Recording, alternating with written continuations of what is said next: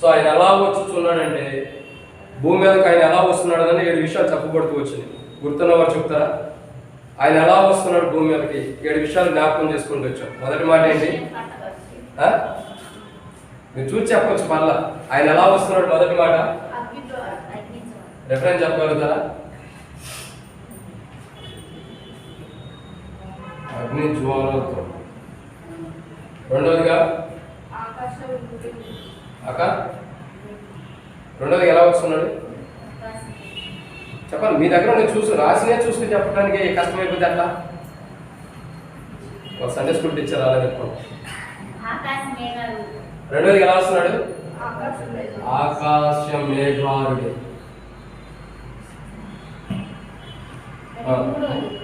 ఇది మూడోదా? రెండోది ఏంటి? ప్రభావం. బలం అని కూడా అనుకున్నాం. మూడోది ఏంటి అక్క?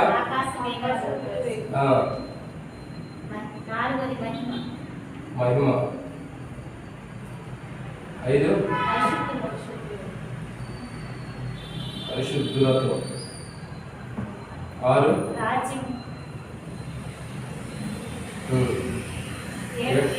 నీతి మహిమ కిరీటం.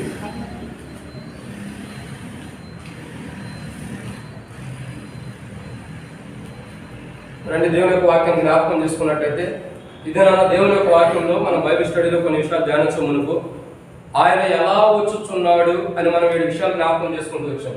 మొదటి రిఫరెన్స్ చెప్పగలుగుతారా? మొదటిగా ఆయన ఎలా వచ్చుచున్నాడంటే అగ్ని జ్వాలలతో వస్తున్నాడని మనం జ్ఞాపకం చేసుకుంటూ వచ్చాం. రెండోదిగా చూస్తున్నట్టయితే ప్రభావంతో వస్తున్నాడని చూసుకుంటూ వచ్చాం. మూడోదిగా ఆకాశం మేఘారుడై వస్తున్నాడు.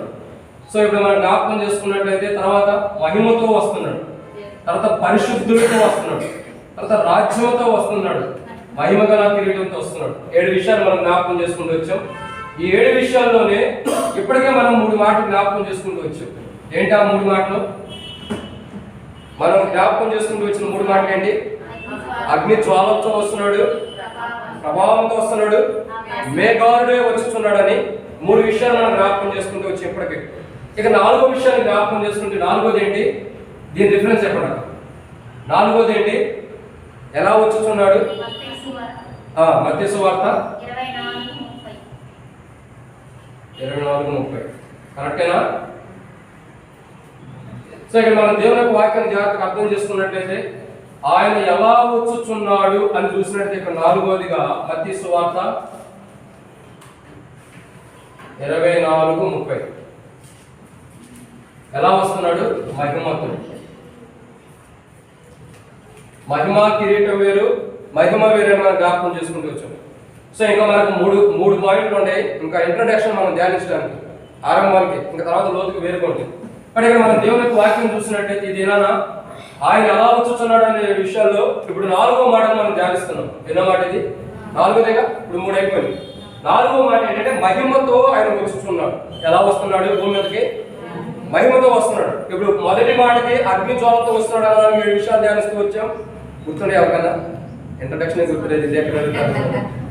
సరే, రెండవదిగా చూస్తున్నట్లయితే ఎలా వస్తున్నాడు? మహిమతో అంటే ప్రభావంతో వస్తున్నాడు. అంటే ప్రభావం అంటే అర్థం ఏంటి? బలం. ఆయన బలం ఎవరికి ఇస్తారు? మొదటి మాట చెప్పాం. 7 విషయాలు చెప్పాం బలం గురించి. దాంట్లో మొదటి మాట ఎవరికైనా గుర్తుందా? లేదా రెండో మాట గుర్తుందా? ఎవరికి ఇస్తున్నాడు? ఆయన అభిషేకించిన వాడికి బలం ఇస్తున్నాడు. మనం అంతే పూర్తిగా మర్చిపోయాము. ఇక 3వ విషయాన్ని చూసినట్టు ఆయన ఎలా వస్తున్నాడు? ఆకాశం మేఘారుడే వస్తున్నాడు. సో ఆయన ఆకాశం మేఘారుడే వచ్చినప్పుడు భూమి మీద ఎలాంటి సంఘటన జరుగుతుంది? గత వారమే మనం ధ్యానిస్తూ వచ్చాం. ఎలాంటి సంఘటన జరుగుతుంది? దాంట్లో ఒకటి అంటే ఋషులను పట్టుబడుతుంది. రెండోదిగా అబద్ధ ప్రవక్తలు వస్తారు. మూడోదిగా పరిశుద్ధ స్థలం అపవిత్రపరచబడుతుంది. 4వదిగా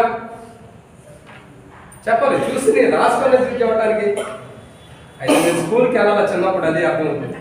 కానీ మనం 4వ విషయాన్ని చూసినట్లయితే సరే ఎన్ని వదిలేండి, మరి తర్వాత మీరు వారం రాదు మీరు అడిగితే. కానీ ఇక్కడ 4వ మాట చూసినట్లయితే ఆయన మహిమతో వస్తున్నాడు. సో అసలు ఆయన మహిమ ఎలాంటిది? ఆయన మహిమతో వస్తున్నాడు. ఇవన్నీ మనం చాలా విషయాలను ధ్యానించుకోవడానికి టైం ఉన్నదాన్ని బట్టి. కాబట్టి ఆయన మహిమతో ఆయన వస్తువులు వాడుకుంటాడు. అసలు ఆయన మహిమ ఎలాంటిది? ఎలాంటి మనుషుల పట్ల, ఎలాంటి ప్రజల పట్ల ఆయన మహిమ కనపరచబడుతూ వచ్చిందని మనం వాక్యాన్ని ధ్యానించే ముందు ఒక మాట చదువుకుందారండి. మత్తయి సువార్త 24వ అధ్యాయం 30వ వచనం. మత్తయి సువార్త 24వ అధ్యాయం 30వ వచనం. అప్పుడు మనిషి కుమారుడు సూచన ఆకాశమందు కనబడును. అప్పుడు మనిషి కుమారుడు ప్రభావంతోను మహామహిమతోను ఆకాశ మేఘారుడై వచ్చుట చూసి భూమి మీద ఉన్న సకల గోత్రముల వారు కొట్టుకుందురు. మనం చూస్తున్నటువంటి కోణాలు చూసినట్లయితే ఈ దినాలు మనం ధ్యానించే వాక్యం ఏంటంటే ఆయన మహిమతో వస్తున్నాడు. ఆయన భూమి మీదకి ఎలా వస్తున్నాడు ఈ విషయాలు దాంట్లో 4వ మాట ఏంటంటే ఆయన మహిమతో భూమి మీదకి రాబోతున్నాడు. సో మహిమతో భూమి మీదకి వచ్చే ప్రభు అసలు ఆయన ఎలాంటి వాడు, ఆయన మహిమ కలిగిన ప్రభుని చూస్తున్నాం కదా, ఆయన ఎక్కడున్నాడు, ఎలా వస్తున్నాడు అని మనం దేవుని వాక్యం ధ్యానించే మునుపు ప్రభు సహాయం కొరకు చిన్న ప్రార్థన చేసుకుందాం. పరిశుద్ధమైన తండ్రి వందనాలు, మీరు ఇచ్చిన కృపను బట్టి మీకు స్తోత్రాలు చెల్లిస్తున్నాం. ఈ సమయంలో వాక్య భాగంలోకి జ్ఞాపకం చేసుకోనండి. నిలబడేవాడిని నేనైనా నిలబెట్టేది మీరు, మాట్లాడేవాడిని నేనైనా మాట్లాడించేది మీరు, నాలో ఆత్మ ఉన్నప్పటికీ ఆత్మని అభిషేకించేది మీరు, నీ నోరు బాగుగా తెరుము దాన్ని నింపేదని అన్నారు. ప్రభా ఇర్మియాకు మీరు ఇచ్చిన వాక్యం మాకు బయలుపరచండి, నీ బియ్యం పలకవలసింది, పరిశుద్ధాత్మ ఆగడిలోనే మాట బయలుపరచని అన్నారు. మీరే జ్ఞాపకం చేసుకుని ఈ రాత్రి వల్ల మీ వైపు చూస్తున్న సహాయం దయచేయండి. దాసులు యజమానుల వైపు చూస్తున్నట్లు, దాసుల యజమానుల వైపు చూస్తున్నట్లు మా కళ్ళు మీ వైపు వీక్షిస్తుండగా మీరే సహాయం అనుగ్రహించి మహిమ పొందమని ఈ రాత్రి వేళ ప్రభు మాకు కావాల్సిన వాక్యం మీరు అనుగ్రహించి మీరు మహిమతో రాబోతున్నారు కాబట్టి ఆ వస్తున్న మిమ్మల్ని మేము కలుసుకున్నట్లు ఎక్కడ కూడా భూమి మీద మీ మహిమ కొరకు మేము జీవించినట్టు మమ్మల్ని సిద్ధపరచమని ఈ వాక్యం ద్వారా కేవలం మీకు మహిమ శత్రువు సిగ్గు తెచ్చుకున్నామని నాతో మాతో మీరు మాట్లాడండి, శత్రుగారిని లయపరచమని మీకే అప్పగించుకుంటూ మిగతా సమయంతో దీవించమని వచ్చిన బట్టి స్తోత్రాలు రావాల్సిన త్వరపడి తీసుకురమ్మని పరిచయం దీవెనకరంగా చేయమని ఈ దినం వర్తమానాన్ని మీకు అప్పగించుకుంటే మీ శిరసత్వానికి కిందకి మేము అధికారం కిందకి లోబడుతూ మీ మీద ఆధారపడుతూ మీరు తప్పితే ఎవరు సహాయం చేయాలని నమ్ముతూ మీ అభిషేకాన్ని కోరుకుంటూ మీ నడిపింపును కోరుకుంటూ మాకు మా హృదయాలకి కావలసిన వాక్యాన్ని మీరు అనుగ్రహించి మహిమ పొందమని యేసు ప్రభు నామమున ప్రార్థిస్తున్నాం తండ్రి, ఆమేన్. కాబట్టి ఇక్కడ దేవుని యొక్క వాక్యాన్ని మనం జాగ్రత్త చూస్తున్నట్లయితే ఆయన ఎలా వస్తున్నాడు, మహిమతో వస్తున్నాడు అని మనం జ్ఞాపకం చేసుకుంటూ వస్తున్నాం. ఇది ఎన్నో మాట 4వ. సో ఆయన మహిమతో వస్తున్న వాడు ఉన్నాడు. ఆయన మహిమ గల వాడు అసలు ఆయన ఎక్కడ ఉన్నాడు, ఎలాంటి పరిస్థితుల్లో ఉన్నాడు, ఎలాంటి స్థితిలో నుంచి వస్తున్నాడు, మహిమ గల దేవుడు ఎలా వస్తున్నాడు, ఎక్కడ ఉన్నాడు అని చూసినట్లయితే మొట్టమొదటిగా చూసినట్లయితే రండి మొదటి మాట చూసినట్లయితే మత్తయి సువార్త 19వ అధ్యాయం 28వ వచనం. మత్తయి సువార్త 19వ అధ్యాయం 28వ వచనం.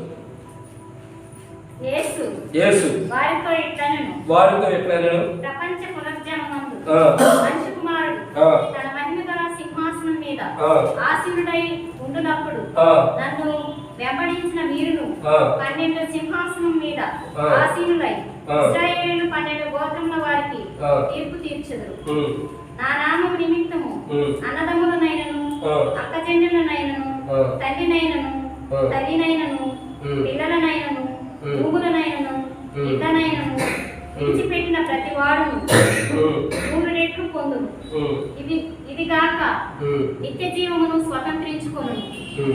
మొదటి మనం చూసినటువంటి కోణం ఏంటంటే మొదటి మాట ఆయన మహిమ కలిగిన దేవుడు, మహిమ కలిగిన దేవుడు మహిమతో వస్తున్నాడు. ఆయన మహిమతో వస్తున్నాడు కాబట్టి ఆ వచ్చే మహిమ గల దేవుడు అసలు ఎక్కడ ఉన్నాడు అని మనం చూస్తే మొదటిగా మహిమ గల సింహాసనం మీద ఉన్నాడు. ఎక్కడ ఉన్నాడు? మొదటిగా మహిమ గల సింహాసనం మీద ఉన్నాడు. సో ఆయన ఎలాంటి వాడు, ఆయన మహిమ ఎలాంటిది మనం ఇప్పుడు ధ్యానిస్తూ వస్తాం. ఇక్కడ మొదటిగా చూసినట్టయితే మనకు భూమి మీదకి రాబోతున్న దేవుడు, మహిమతో రాబోతున్న దేవుడు.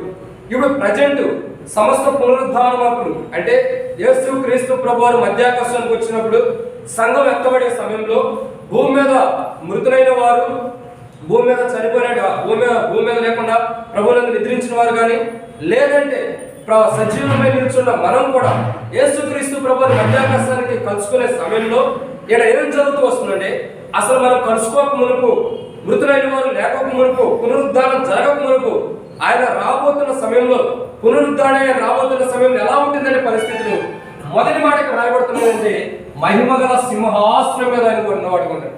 అంటే మధ్యాకాశానికి రాబోతున్నాడు. ప్రజెంట్ ఇప్పుడు ఆయన ఎలా ఉన్నాడు, ఆయన ఉన్న స్థలం ఎలాంటిది, మహిమ కలిగింది. ఆ స్థలంలో మహిమ గల స్థలంలో ఎక్కడ కూర్చున్నాడంటే మహిమ గల సింహాసనం, మహిమ గల సింహాసనం మీద కూర్చున్నాడు. సో ఈ మహిమ గల సింహాసనం మీద కూర్చుని ఏం చేస్తున్నాడంటే ప్రజెంట్ రాజ్య పరిపాలన చేస్తున్నాడు. ప్రజెంట్ ఏం చేస్తున్నాడు? రాజ్య పరిపాలన చేస్తున్నాడు. మహిమగల సింహాసనం మీద ఉండి దేవుడు రాజ్య పరిపాలన చేయటం ఏంటి? ప్రజలకు కొద్దిగా డౌట్గా ఉండొచ్చు. ఇప్పుడు చూసినట్లయితే మన ప్రెసిడెంటే ఉన్నారు. మన ప్రెసిడెంట్ అంటే లోపల ఉన్న ప్రెసిడెంట్ కాదండి. మన భారతదేశ ప్రధానమంత్రి ఉన్నారు. ఎవరు? నరేంద్ర మోడీ. ఇప్పుడు ఆయన ఎక్కడ కూర్చొని పరిపాలన చేస్తున్నాడు? ఆయన ఎక్కడైతే ప్రధానమంత్రి పోస్ట్ ఉందో, ఎక్కడైతే కూర్చోవాలి ఒక పిఎం, ఆడ కూర్చుని అధికారం చెలాయిస్తాడు.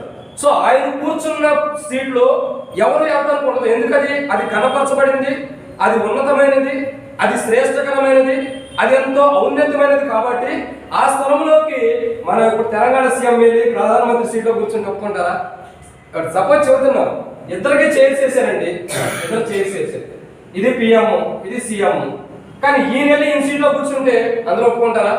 ఒప్పుకోరు. పోనీ తెలంగాణ సీఎం ఉన్నారు, మంత్రులు ఉన్నారు అనుకోండి, వీళ్ళు మంత్రులు వెళ్ళి ఈ సీట్లో కూర్చుంటారా? కూర్చోరు. వాళ్ళు కూర్చుంటారేమోనని దీనికి పింక్ కలర్ వేసేసేస్తారు. ఏం చేస్తారు? ఆ సీట్కి ఏం చేస్తారు? పింక్ కలర్ అనేది ప్రత్యేకించబడింది. సో అక్కడ ఎవరు కూర్చోవడం లేదు. ఎవరు కూర్చున్న దాని పక్కన ఆ పక్కన ఈ పక్కన కూర్చోవాలి, ఆ స్థలంలో కూర్చోడానికి అధికారం లేదు. ఎందుకంటే అది గణపరచబడింది, అది ప్రాధాన్యత పొందింది, అది అత్యధికమైన స్థలంలో, అది గ్రేట్ అంటే ప్రధానమైనది కాబట్టి, అది ప్రత్యేకించబడింది కాబట్టి ఆ స్థలంలో వేరే కూర్చోవడం లేదు. సో ఇక్కడ మనం జ్ఞాపకం చేసుకున్నట్లయితే ఆయన సింహాసనం ఎలాంటిదంటే మహిమ గల సింహాసనము. సో ఆయన ఎక్కడ కూర్చున్నాడు? మొదటి మాట మహిమ గల సింహాసనం మీద కూర్చున్నాడు. మహిమ గల సింహాసనం మీద కూర్చుని ఏం చేస్తున్నాడంటే రాజ్య పరిపాలన చేస్తున్నాడు. ఆయన రాజ్యం ఎవరు? ఆయన రాజ్యం ఎవరు అంటే తర్వాత మనం రాజ్యం గురించి మనకు ఒక పాయింట్ ఉంది కాబట్టి దాంట్లో ధ్యానిస్తాం నెక్స్ట్ వీక్. కాబట్టి ఇక్కడ చూస్తున్నట్టయితే మొదటి ఇంట్రడక్షన్ మనం చూస్తున్నాం. ఆయన సింహాసనం మీద నుండి రాజ్య పరిపాలన చేస్తున్నాడు. సో ఈ రాజ్యం ఎక్కడ ఉందంటే మనం జ్ఞాపకం చేసుకోవాలి. ఈ రాజ్యం ఎక్కడ ఉంది? దేవుని యొక్క రాజ్యము. చెప్పాలి మీరు, దేవుని రాజ్యం ఎక్కడ ఉంది? ఇది ఎవరు? మనుషులు అనుకోండి. ఈ దేవుని రాజ్యం అనేది ఎక్కడ ఉంది? ఎక్కడ ఉంది? దేవుని రాజ్యము మనతోనే నివసిస్తుంది. ఇదిగో దేవుని యొక్క నివాసం మనుషులతో కూడా నివసించాను అంటే దేవుడు నివసించేటటువంటి స్థలం. ఆ సింహాసనం మీద కూర్చుండి భూమి మీద ఉన్న ప్రజలు ఎవరైతే ఉన్నారో వాళ్ళ లోపల తన రాజ్యాన్ని పరిపాలించుకుంటూ వస్తున్నాడు దేవుడు. అందుకే దావీదు నా హృదయానుసరణ అంటే అర్థం ఏంటంటే దేవుని హృదయం ఏదైతే ఉందో భూమి మీద జరిగిస్తున్నాడు దావీదు. దేవుని హృదయంలో ఏదైతే ఆలోచన ఉంటుందో, దేవుడు దేనికైతే ప్రాధాన్యత ఇస్తాడు, దేవుడు దేనికైతే లెక్కిస్తాడు, దేవుడు దేనికైతే ప్రేమ కలిగి ఉంటాడో దాన్నే దావీదు కలిగి ఉన్నాడు. ఒకప్పుడు పాపంలో పడిపోయిన వాడే, తప్పులు చేసిన వాడే, పొరపాటు చేసిన వాడే. కానీ దావీదు ఎప్పుడైతే దేవుని యొక్క మహిమగల సింహాసనాసీనుడని గుర్తెరిగాడు, ఆ దేవుడు మహిమగల దేవుడు అని గుర్తెరిగాడు, ఆయన పాపాన్ని సపోర్ట్ చేసేవాడు కాదు, పాపాన్ని ద్వేషించేవాడు, పాపంలో ఉన్న మనిషిని ప్రేమించేవాడు అని ఎప్పుడైతే దావీదు గుర్తెరిగాడు అప్పుడే దేవుడు హృదయానుసారుడయ్యాడు. కానీ ఇక్కడ మనం గుర్తుంచుకోవాల్సింది ఏంటంటే దేవుడు తన మహిమగల సింహాసనం మీద కూర్చొని ఏం చేస్తున్నాడంటే తన ప్రజలను పరిపాలిస్తున్నాడు. అందుకే రాయబడుతూ వచ్చింది యేసు ప్రభు అంటారు కదా, తన పరలోకమందున్న తండ్రి నీ నామం పరిశుద్ధపరచబడును గాక, నీ రాజ్యము వచ్చును గాక. అంటే దేవుని రాజ్యం వచ్చును గాక అంటే అలా వచ్చేసింది. అంటే అర్థమైందంటే భూమి మీద ఎవరైతే యేసు ప్రభువుని నమ్మి రక్షణ మారుమనసు కలిగి బాప్తిసం తీసుకుని దేవుని వాక్యాన్ని అనుసరిస్తూ, ఇక్కడ గుర్తుపెట్టుకోవాలి మనం, ఈ మూడు క్వాలిటీస్ మనలో ఉంటాయి. రక్షణ ఉంటుంది, మారుమనసు ఉంటుంది, బాప్తిసం ఉంటుంది. కానీ ఉన్నది ఏంటంటే దేవుని వాక్యాన్ని అనుసరించడం. కాబట్టి ఎవరైతే దేవుని వాక్యాన్ని అనుసరిస్తారో వారు దేవుని బిడ్డలు ఉండి దేవుని రాజ్యం వారిలో నెరవేర్చబడింది. కానీ ఇక్కడ గుర్తుంచుకోవాల్సింది ఏంటంటే ఆయన వాక్యాన్ని అనుసరించడం అంటే అర్థం ఏంటంటే యేసుక్రీస్తు ప్రభు వారు ప్రకటన రాయబడుతూ వచ్చింది, ఆయన ఒక ఖడ్గం పట్టుకుని బయలుదేరినప్పుడు ఆయన దూతలు వెంబడిస్తున్నాయంట. అంటే అర్థం ఏంటి? ఆయన ఎక్కడికి వెళ్తున్నారో దూతలు కూడా అలా నడుస్తూ వస్తున్నాయి. కాబట్టి ఇక్కడ అర్థం ఏంటంటే ఆయన వెళ్ళే మార్గంలో ఇవి కూడా వెళ్తున్నాయి. దూతలు ప్రత్యేకించుకుని వేరే మార్గంలో మేము వెళ్ళిపోతున్నాం అంటున్నారు. కానీ ఏం చేస్తున్నాయి? ఒకే మార్గంలో యేసు ప్రభు ఎలా వెళ్తున్నాడు అలా వెళ్తున్నాయి. కాబట్టి ఇక్కడ అర్థం ఏంటంటే ఆయన సింహాసనం మీద ఆయన రాజ్య పరిపాలన చేసేటప్పుడు భూమి మీద ఉన్నవారు కూడా ఆయన ఎలా చెప్తున్నాడు అలాగే కదా. ఆయన వాక్యం ఎలా బోధిస్తుందో, ఆయన వాక్యం మనకు తన సేవకు ద్వారా ఎలాగైతే మనం ప్రకటించబడుతుందో ఆ వాక్యానుసారంగా మనం జీవించాలి. ఈ రాజ్యం ఎక్కడ ఉందంటే పరలోకంలో నుండి మన దగ్గరికి దయ తీసుకురాబడుతూ వచ్చింది. ఎలా వచ్చిందంటే ఆ రాజ్యం యేసుక్రీస్తు ప్రభువుగా, యేసుక్రీస్తు ప్రభు ద్వారా ఎలా దేవుని రాజ్యం వచ్చిందని మనకు అర్థం కావాల్సిందంటే రోమపత్రిక 5:1 ప్రకారం మనుషుల్ని దేవునితో సమాధానపరిచాడు. అంటే మధ్యను కూడా పడగొట్టి దేవుని రాజ్యాన్ని భూమి మీద ఉంచి భూమి మీద ఉన్న మనుషుల్ని దేవుని రాజ్యాన్ని వారసులుగా చేశాడు. సో ఇక్కడ అర్థం చేసుకోవాల్సింది ఏంటంటే మహిమగల సింహాసనం మీద ఉన్న దేవుడు భూమి మీద తన రాజ్య పరిపాలన చేస్తున్నాడు. ఈ రాజ్య పరిపాలన చేసేటప్పుడు ఆయన రాజ్యానికి కింద మనం లోబడాలి, ఆయన రాజ్యానికి మనం అప్పగించుకోవాలి. ప్రభా నీ రాజ్యంలో నేను ఉండాలని ఇష్టపడుతున్నా, రాజ్యానికి వెలుపట ఆయన యొక్క ప్రకాశించేటటువంటి ఆయన స్థలానికి వెలుపట ఎవరున్నా కానీ ప్రయోజనం లేదు. అందుకే కదా అక్కడ రాయబడుతూ వచ్చింది, యోహాను సువార్తలో రాయబడుతూ వచ్చింది, నాకు వేరుగా ఉండి మీరు ఏం చేయాలి అంటే, వేరుగా ఉన్న ఫలాన్ని ఏం చేస్తున్నాడు, కట్ చేసి పక్కన పడేసి ఎండిపోయినట్టు మళ్ళా దూతలు భోగు చేసి ఏం చేస్తున్నాయి, కాల్చివేస్తున్నాడు. సో ఆయన రాజ్యములతో ప్రకారం మనం జీవించకపోతే ఆ సింహాసనాసీనుడు మహిమ గల సింహాసనం. మహిమ అంటే ఏం చెప్పుకుంటూ వచ్చాం మనం, 4వ మాట కదా అది బైబిల్ స్టడీలో 4వ మాట. ఇది ఈ 4వ మాట మహిమ అంటే ఏంటి, ఇంకొక మాట చెప్తూ వచ్చు. మహిమ అంటే వెలుగు, ఎవరు సమీపించరానటువంటి వెలుగు, ఎవరు ప్రవేశించలేనటువంటి వెలుగు, ఎవరు కూడా దాంట్లో వెళ్ళి నిలబడటానికి అర్హత లేని, అసలు సమయమే లేనటువంటి వెలుగు అని మనం జ్ఞాపకం చేసుకుంటూ వచ్చి వెలుగు. ఈ వెలుగు గురించి వచ్చి రానున్న దినం ప్రభు సమీపిస్తే ధ్యానం.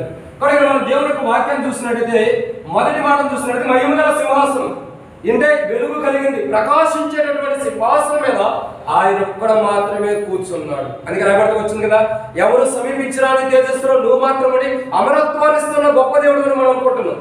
అంటున్నారు లేదా, వాక్యం చెప్తున్నారు. అంటే ఎవరు సమీపించడానికి తేజస్సులో ఆయన సింహాసనం, మహిమ గల, మహిమ అంటే వెలుగు. ఆ వెలుగు ఎలాంటిదంటే ఎవరు సమీపించడానికి కూడా అర్హత లేదు, సమీపించలేరు కూడా ఎవరు. ఎందుకంటే సమీపించలేనటువంటి తేజస్సులో యేసు ప్రభువు తన సింహాసనాసీనుడై ఉన్నాడు.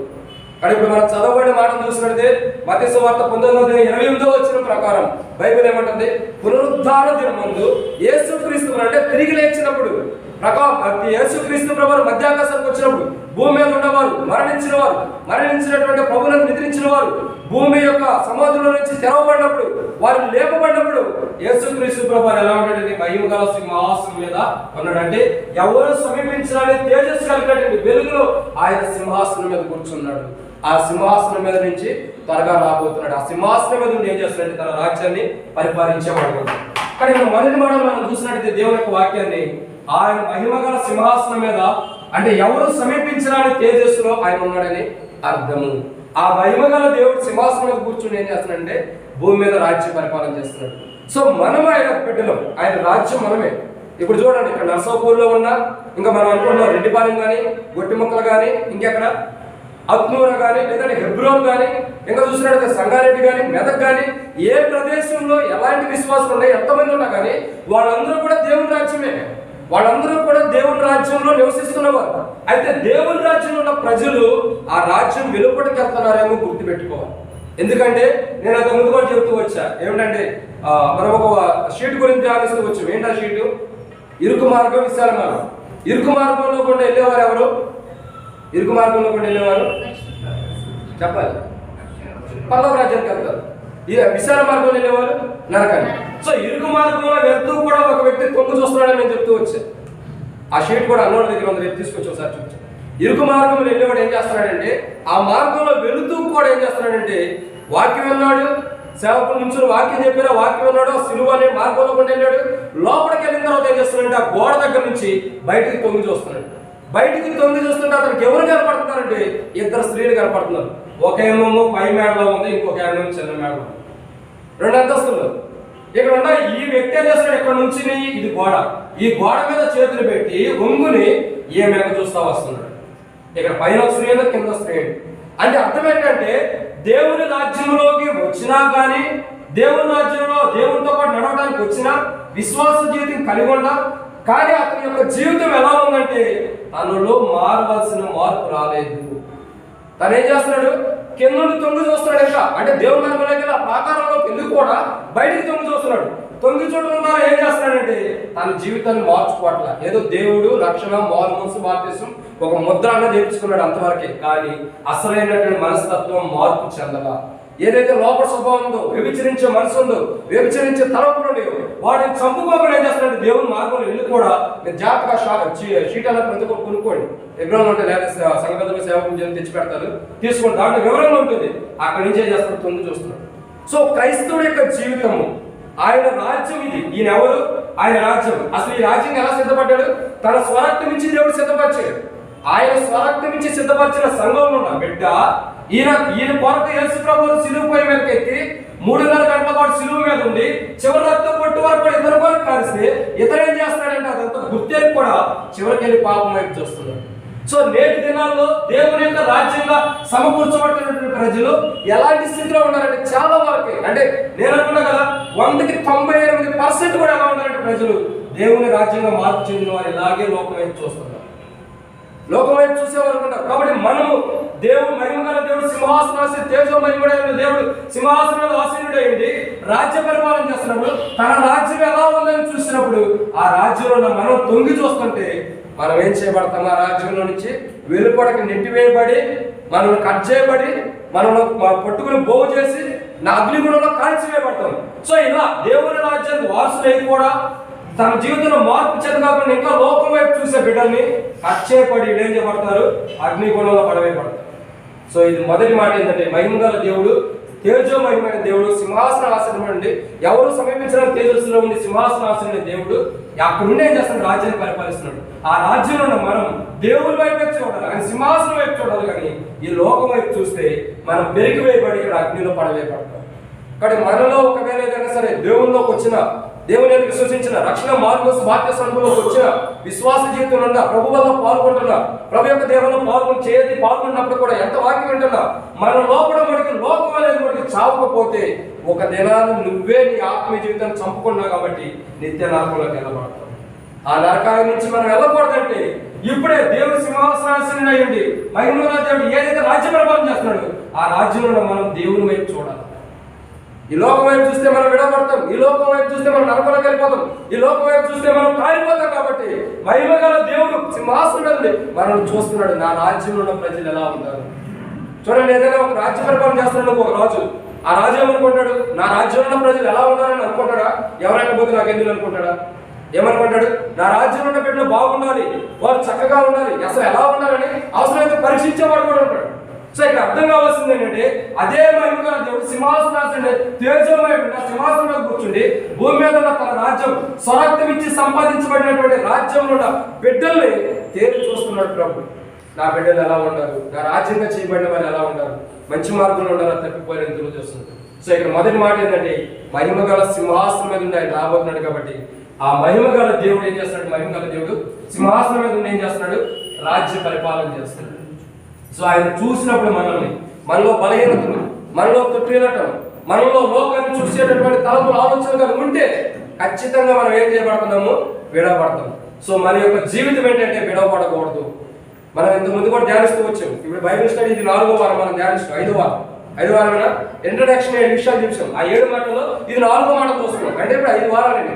5 వారాల్లో 5వ వారం అంటే మొదటి వారం ఏం చెప్పామంటే యేసుక్రీస్తు ప్రభు మధ్యాకాశానికి వస్తున్నాడు. మధ్యాకాశానికి వచ్చినప్పుడు సంఘం ఎత్తబడుతుంది. ఎత్తబడిన తర్వాత సంఘానికి బహుమానం ఉంటుందన్న.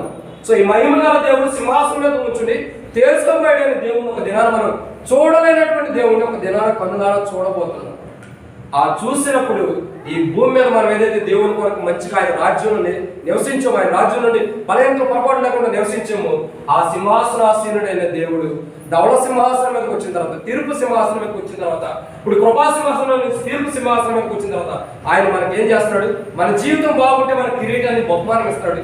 మన జీవితం సరిగా లేక దేవుడితో సహవాసం లేకుండా కూడా దేవుడి మార్గంలో వెళ్తూ బయట వైపు తొంగి చూస్తే మనం కట్ చేయబడి నరకంగా కాలిపోతున్నాం. కాబట్టి ఆ సింహాసనం మీద తీర్పు సింహాసనం నుండి ఏం చేయబడుతున్నాం?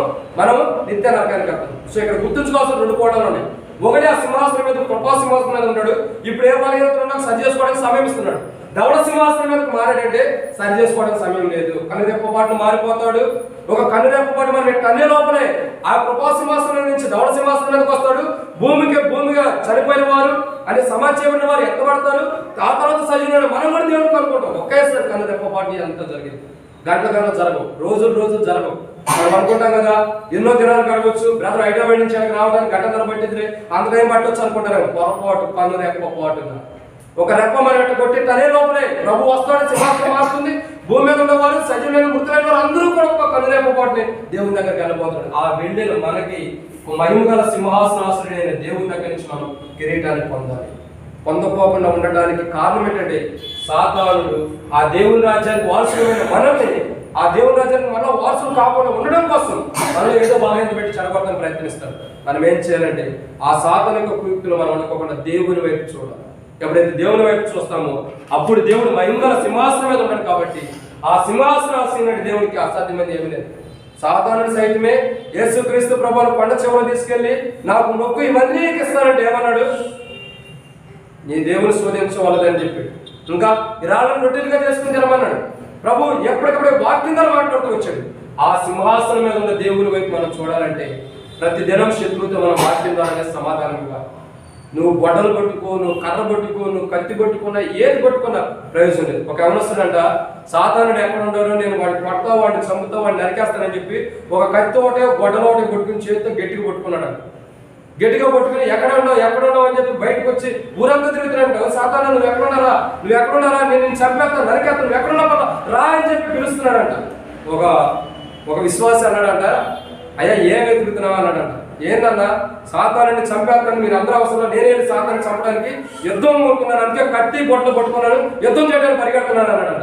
సాతాను ఎక్కడున్నా నీకు తెలుసా అన్నాడు. వాడు కనబడిన వాడి కోసం చూస్తున్నాడంటే సాతాను ఎక్కడో లేడు, హృదయంలోనే ఉన్నాడు. సాతాను ఎక్కడా లేడు, నీ హృదయంలోనే నివసిస్తున్నాడు. నువ్వు సాతానికి చోటిచ్చావు, దేవునికి చోటు ఇవ్వలేదు కాబట్టి నీ హృదయంలో సాతాను నివసిస్తున్నాడు. వాడు ఎక్కడో లేడు. నీ హృదయాన్ని ఒకసారి సరి చేసుకోమంటే పశ్చాత్తాపడుతూ వచ్చాడు ఆ వ్యక్తి. అప్పటి వరకు ఆ వ్యక్తి తెలియదు సాతాను ఎక్కడున్నాడు, ఏమైపోయాడు, ఎక్కడున్నాడు అని చెప్పి ఊరు మొత్తం గాలిచ్చి చూస్తున్నాడు. ఎక్కడున్నాడు కత్తోటి గొడవడు కొట్టుకుని. అప్పుడు చెప్పాడు, అయ్యా ఎక్కడో లేడు, నీకు హృదయంలో ఉన్నాడు. సాతాను ఎక్కడ ఉంటాడు? మనుషుల యొక్క హృదయాల్లోనే ఉంటాడు. కాబట్టి మనం సమయం ఇవ్వకూడదు. సాతాను ఎక్కడ ఉంటాడు? దేవుని మందిరంలోనే కూర్చుంటాడు, అంటే మన మధ్యలోనే ఉంటాడు. ఎందుకంటే మనం ఏదైతే వాక్యం అన్నామో అది విన్న వాక్యాన్ని త్రోసివేయడం కోసం ఆ విన్న వాక్యాన్ని ఎత్తుకెళ్ళిపోతాడు. ఎందుకంటే ఆ వాక్యం గుర్తుండదు. ఎట్లాంటి స్థితి అంటే ఇప్పుడు యువత వచ్చాం కదా, రాసుకున్న వాటిని చెప్పమంటేనే ఆలోచిస్తున్నారు ఎక్కడ ఉందో ఎక్కడ రాసామో. 7 విషయాలు చెప్పాను, దాంట్లో మాటలు చెప్పండి అమ్మా, ఎక్కడైనా చెప్పండి, రాసుకున్నారు కదండి, ఎక్కడ చెప్పారో ఆలోచిస్తున్నారు. దాని చెప్పి నేను అందుకే టైం పాస్ అయిపోతున్నాను, త్వరగా చెప్పేస్తాను. కానీ ఇక్కడ గుర్తుంచుకోవాల్సిన కోణం ఏంటంటే సాతాను మనల్ని అలా నష్టపరచాలని ఆలోచిస్తారు. సాతానికి మన సమయం ఇవ్వకుండా సమాధానం కలిగి ప్రేమతో దేవుడితో సావాసం. నీకు మనుషులతో లేకపోవచ్చు, తోటి సౌతులతో లేకపోవచ్చు, కానీ దేవుడితో మొదటి సావాసం ఉండాలి, ఆ తర్వాతే వారందరూ. కాబట్టి ఇక్కడ మనం గుర్తుంచినట్టే ఆ యవనస్తులు ఊరు మొత్తం తిరిగినా లేదు, ఎక్కడ ఉంది సాతాను? తన హృదయం. కాబట్టి మనం కూడా దేవుని మందిరానికి వచ్చినా, దేవుని మందిరానికి కూర్చున్నా, ఎంత వాక్యం విన్నా, ఎంత లేఖన భాగాలు విన్నా, మనం ఎక్కడ తిరిగి వచ్చినా చివరికి మనం గుర్తుంచుకోవాల్సింది ఏంటంటే సాతాను ఎక్కడ ఉన్నాడు? మన హృదయం ఉంటాడు. అందుకే ప్రభు అంటాడు కదా, ప్రకటన గ్రంథం 3వ అధ్యాయం 20వ వచనం ప్రకారం నీ హృదయం తెరుగును.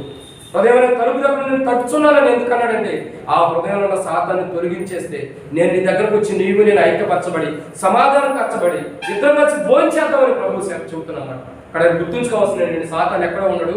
మన హృదయంలో ఉంటాడు. ఆ హృదయంలో సాతాను ఉన్న సాతాన్ని మనం తొలగించుకోవాలంటే యేసుక్రీస్తు ప్రభువు ఏ రీతిలో అయితే సాతాను సమాధానం ఇచ్చాడు, అలా సింహాసనం మీద ఉన్న దేవుడు మహిమలక్ష్మి ఎవరు సమీపించడానికి తేజస్సులో ఉన్నటువంటి దేవుని సింహాసనం వైపు మనం చూసి ఆ వాక్యాన్ని మనం తెచ్చుకుంటూ ఏదైతే సాతాను మనం శోధిస్తున్నాడో ఆ వాక్యానుసారంగా సాతాను జవాబిస్తే మరొకసారి సాతాను అంటాడు మనం. సో అలా మనం వాక్యానుసారం జీవించినాం. రెండో మాట చూద్దానండి. రెండో విషయం మనం జ్ఞాపకం చేసుకున్నట్లయితే దేవుని యొక్క వాక్యంలో నుంచి మరొక మాట చూద్దాం. యోహాను సువార్త 7వ అధ్యాయం 18వ వచనం. మనం ధ్యానిస్తున్నటువంటి మాట ఏంటంటే మహిమ. ఆయన ఎలా వస్తున్నాడు? మహిమతో వస్తున్నాడు. మహిమతో వస్తున్నాడు కదా. రెండో మాట చూద్దామండి. రెండో మాట చూడండి. యోహాను సువార్త 7వ అధ్యాయం 18వ వచనం. చదువు.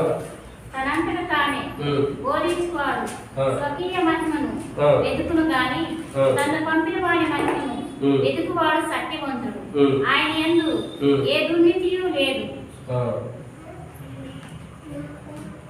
యోహాను సువార్త 17వ అధ్యాయం 18వ వచనం. అక్కడ మనం చూస్తున్నటువంటి కోణాలు చూస్తున్నట్టు యోహాను సువార్తలో 7వ అధ్యాయం 18వ వచనం ఏం రాయబడుతుందంటే ఈ మహిమ కలిగిన దేవుడు, ఈ మహిమ ఎలాంటిదంటే ఈ మహిమ దుర్నీతి లేనిది. ఎలాంటిది? మళ్ళీ చదువు ఒక మాట. తనంతడు తానే బోధించువాడు స్వకీయ మహిమను వెతుకును కానీ తన పంపిన వారి మహిమను వెతుకువాడు సత్యవంతుడు, ఆయన యందు ఏ దుర్నీతి లేదు. సో ఇక్కడ జ్ఞాపకం చేసుకోవాల్సిన విషయం ఏంటంటే ఆయన సత్యవంతుడు, అంటే తను పంపిన వారి మహిమను వెతుకుతున్నాడంటే ఆ మహిమ ఎలాంటిదంటే యేసుక్రీస్తు ప్రభు గారు మహిమ కలగనే. సో ఆ మహిమ ఎలాంటిదంటే దుర్నీతి లేని మహిమ. రాసుకోనండి.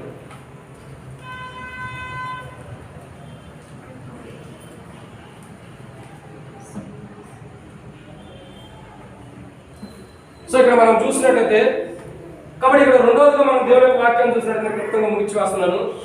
మొదటిగా ఆయన ఎలా వచ్చుతున్నాడంటే ఈ విషయం దాంట్లో 4వ మాట మహిమతో వస్తున్నాడు. ఆ మహిమతో వస్తున్న దేవుడు అసలు ఆయన మహిమ ఎక్కడ ఉంది, ఎలా ఉన్నాడంటే మొదటిగా మహిమగా సింహాసనం మీద ఉన్నాడు. రెండోదిగా ఆ సింహాసనం మీద ఉన్న ప్రభు ఆయన మహిమ ఎలాంటిదంటే దుర్నీతి లేనిది. ఓ రకంగా చెప్పాలంటే దుష్టత్వం లేనిది, పాపం లేనిది, అపవిత్రత లేనిది అని కూడా అనుకోవచ్చు. అందుకే కదా యేసుక్రీస్తు ప్రభువు గురించి రాయబడుతున్న మాట ఏంటంటే పాపుల్లో చేరక ప్రత్యేకించబడిన వాడు.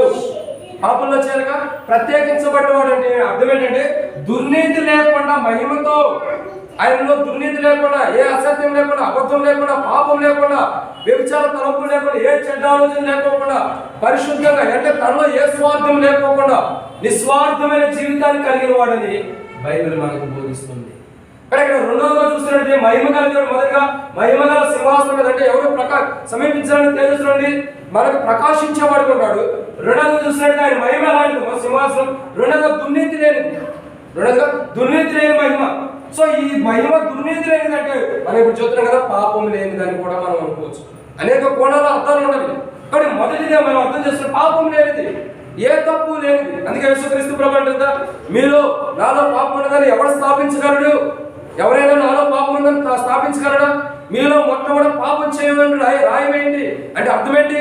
నేను పాపిష్టిని కాదు, నేను పాపిని కాదు, పాప శరీరాన్ని ధరించుకున్నాను కానీ పాపిని కాదు. సో మీరు పాపాత్ములని అర్థమవుతుంది అక్కడ. అంటే అర్థం ఏంటంటే నాలో పాపం లేదు, మీలో పాపం ఉంది. సో మీలో పాపం చేయడం మొదలైంది. ఎవడేస్తాడు ఎవడేవాడు? ఎందుకు? అందరూ పాపం చేసిన వారు ఏదో ఒక ఆలోచనలను, ఏదో ఒక తలంపులను, ఏదో ఒక మాటలను, ఏదో ఒక క్రియలను ప్రతి మనుషుడు తప్పిపోయిన వాడు. కాబట్టి ఏ వ్యక్తి రాయి వేయడానికి ముందున్నారు అంటే అర్థం ఏంటి? అందరూ దుర్నీతి పరుడు, అందరూ కూడా దుర్నీతి పరులే. మంచివారంటే ఎవరు లేరు, మేలు చేసేవాడు అంటే ఒక్కడే లేడు, మేలు చేయాలన్న ఆలోచన కలిగిన వారు ఒక్కడే లేరు. అందరూ దుర్నీతి పరులే ఉంటారు. అంటే స్వార్థ ప్రియులు, స్వలాభ కలిగిన వారు, పాపం చేసేవారు, పాపానికి దాసులైన వారు, పాపంలో జీవించేవారు కానీ పరిశుద్ధమైన జీవితం, దుర్నీతి లేని జీవితాన్ని జీవించేవారు. కానీ దేవుని మహిమ ఆ ప్రకాశించే వెలుగు, ఆ ప్రకాశమైనటువంటి వెలుగు ఎలాంటిదంటే దుర్నీతి లేనిది, దుర్నీతి లేనిది. కాబట్టి ఈ దుర్నీతి లేని మహిమ ఎవరంటే యేసుక్రీస్తు ప్రభు గారి. ఎవరు? యేసుక్రీస్తు ప్రభు గారు. కానీ మహిమ గల దేవుడు అని మనం అనుకున్నామంటే ఈ మహిమ గల దేవుడు ఎవరు? తండ్రియు, కుమారుడు, పరిశుద్ధాత్మ ఏమై ఉన్నారు? విడివిడిగా విభజించబడి ఉన్నారు. అవునా? ఎలా ఉన్నారు? విభజించబడ్డారు కానీ ఐక్యత కలిగి ఉన్నారు. ఎలా విభజించబడ్డారు తెలుసా? ఎలా విభజించబడ్డారు? మన పితృల యొక్క కాలంలో తండ్రిగా మన ప్రత్యక్షమవుతూ వచ్చే మన పితృలకి అంటే పురాతన దినాలు. తర్వాత ఆ కొంతకాలం తర్వాత ఎలా ప్రత్యక్షమయ్యాడు? కుమారుడుగా. ఆ తర్వాత పరిశుద్ధాత్మగా 7 దినాల్లో. సో ఇక్కడ తండ్రి, కుమార, పరిశుద్ధాత్మ మూడు ఏమైంది? ఒకప్పుడు విడివిడిగా ఉండటం అంటే దేనికది సపరేట్గా ఇది రాదు అనుకుంది కాదు. అంతకుముందు ఆరంభ దినాల్లో తండ్రిగా ప్రత్యక్షమైన మనుషులతో పలకరిస్తూ మాట్లాడుతూ వచ్చాడు. తర్వాత కుమారుడికి ఈ లోకానికి వచ్చి సిలువ కార్యం ద్వారా మనుషులందరూ తన దగ్గర తీసుకున్నాడు. ఈ పరిశుద్ధాత్మ ద్వారా ఏం చేస్తాడంటే తప్పిపోయిన వాళ్ళందరినీ సరి చేస్తున్నాడు. కానీ ఆయనే తండ్రిగా, కుమారుడుగా, పరిశుద్ధాత్మగా దిగవచ్చిన వాడు ఉన్నాడు. ఇక్కడ మనకు అర్థంగా వస్తుంది ఏంటంటే ఇప్పుడు సపోజ్ నేను ఒక మాట చెబుతా. నేను మా తండ్రికి నేను ఏమవుతాను? కొడుకుని అవుతాను. నన్ను ఏమంటాడు? మా కొడుకు అంటాడు కానీ ఇంకో మాట చెప్పడు. అదే నేను నా పిల్లలకి ఏమవుతాను? తండ్రిని అవుతాను. అదే మా తమ్ముడికి నేనేమవుతాను? మరి నేను ఒక్కడే కదా ఇన్ని క్వాలిటీస్కి ఎందుకు అవుతున్నాను? నేను ఒక్కడే కానీ ఇన్ని భాగాలకు ఎందుకు అవుతున్నాను? ఆయా పరిణామాన్ని బట్టి, ఆయా క్రియను బట్టి, ఆ సందర్భాన్ని బట్టి అలా జరిగించబడుతూ వచ్చింది. దేవుడు కూడా ఒక్కడే, దేవుడు ఒక్కడే, ఇంకా ఎవరు లేరు. సో దేవుడు ఒక్కడే. ఈయన ఏం చేశాడంటే ఆరంభ దినాలు ఇలా ప్రత్యక్షమయ్యి తర్వాత కుమారుడిగా ఈ లోకానికి వచ్చి పరిశుద్ధాత్మగా ఎలా ఉంటుంది అంటే ఇదంతా ఏకమే. కొంతమంది అంటారు కదా, కొంతమంది ఉంటారు యెహోవా సాక్షులని. ఇప్పుడు కొత్త ఓటు వచ్చింది, యేసుక్రీస్తు నామం అని. తెలుసా మీకు? యేసుక్రీస్తు నామం బాప్తిసం తీసుకుంటేనే వధువు సంఘం పరలోకానికి వెళ్తారు. వధువు అంటే యేసుక్రీస్తు నామం, బాప్తిసం తీసుకుంటేనే పరలోక రాజ్యం.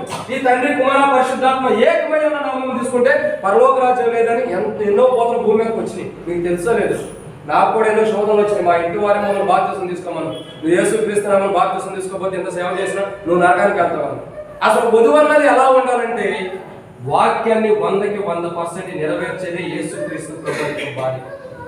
వధువు అంటే ఎలాంటిదంటే 100% యేసుక్రీస్తు ప్రభు యొక్క భార్య అంటే 100% వాక్యాన్ని నెరవేర్చింది. ఈ వాక్యం తప్పిపోతే ఎమ్మటే సరి చేసుకునింది.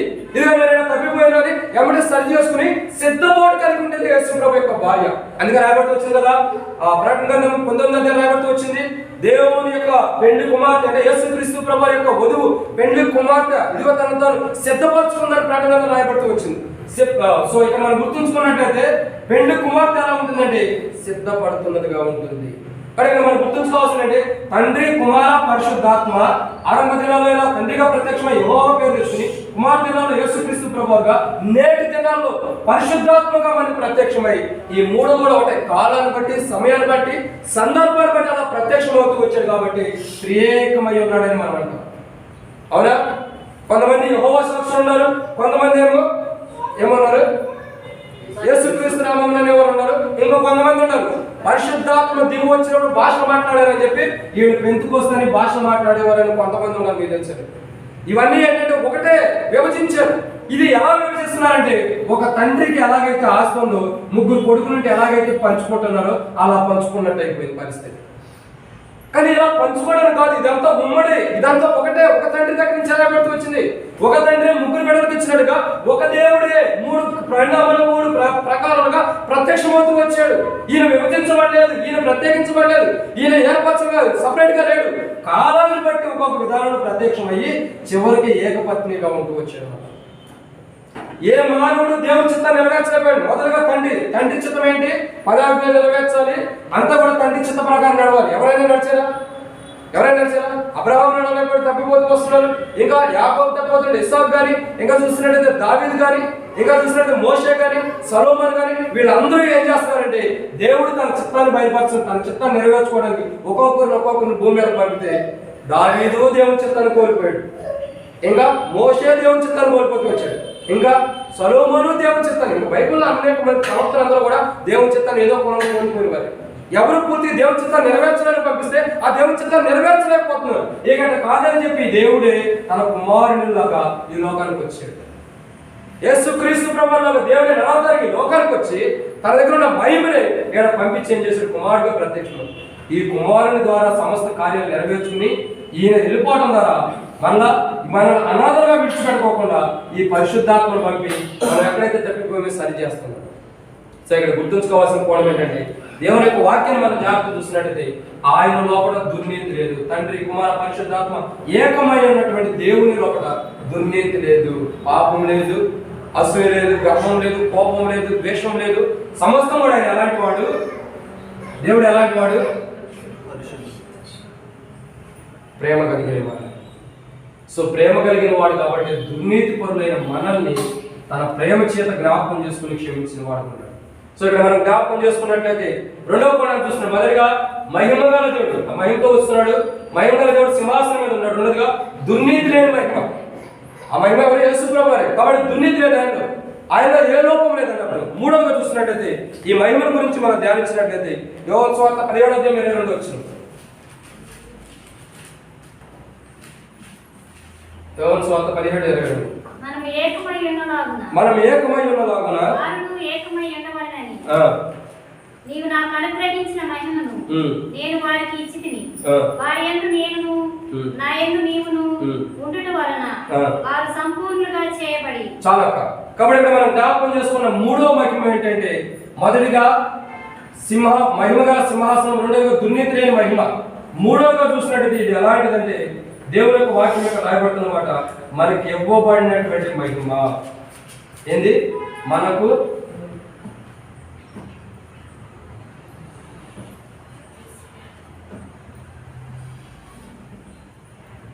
సో ఇక్కడ మనం మూడో మాట మనం జ్ఞాపకం చేసుకున్నట్టయితే ఈ మహిమ ఎలాంటిదంటే ఇతరులకు ఇచ్చేటటువంటి మహిమ.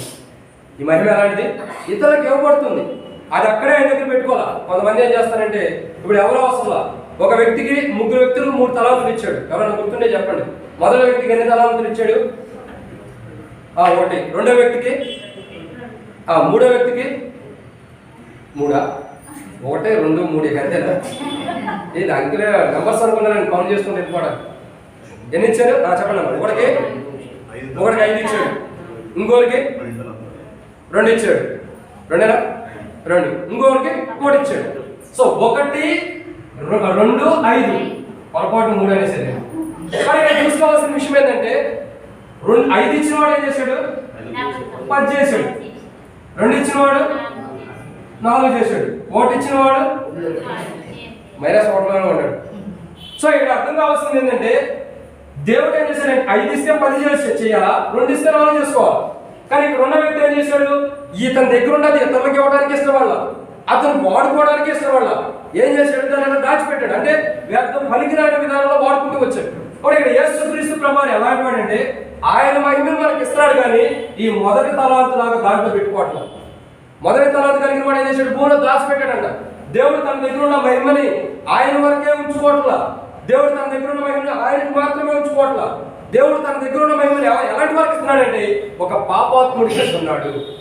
ఒక అబద్ధాలు, మోసాలు, దొంగతనం, వ్యభిచారం కలిగినటువంటి ఒక మనుషుణ్ణి, తన పాప జీవితంలో ఉన్న మనుషుణ్ణి యేసుక్రీస్తు ప్రభువుని పిలిచి, అయ్యా నువ్వు పాపం ఉండడం మంచిది కాదు, ఈ పాపం వల్ల వచ్చే జీతం మరణం, కానీ మరణం నీకు వద్దని చెప్పి నా మహిమనే నువ్వు తీసుకోమని తాను మహిమపరచబడుతున్న మహిమని మనుషులమైన మనకిస్తున్నవాడు.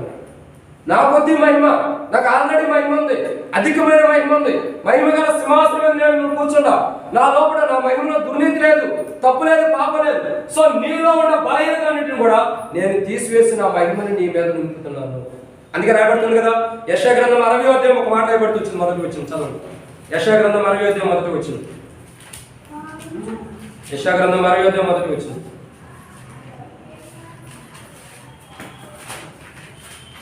నీకు వెలుగు వచ్చినది లెమ్ము,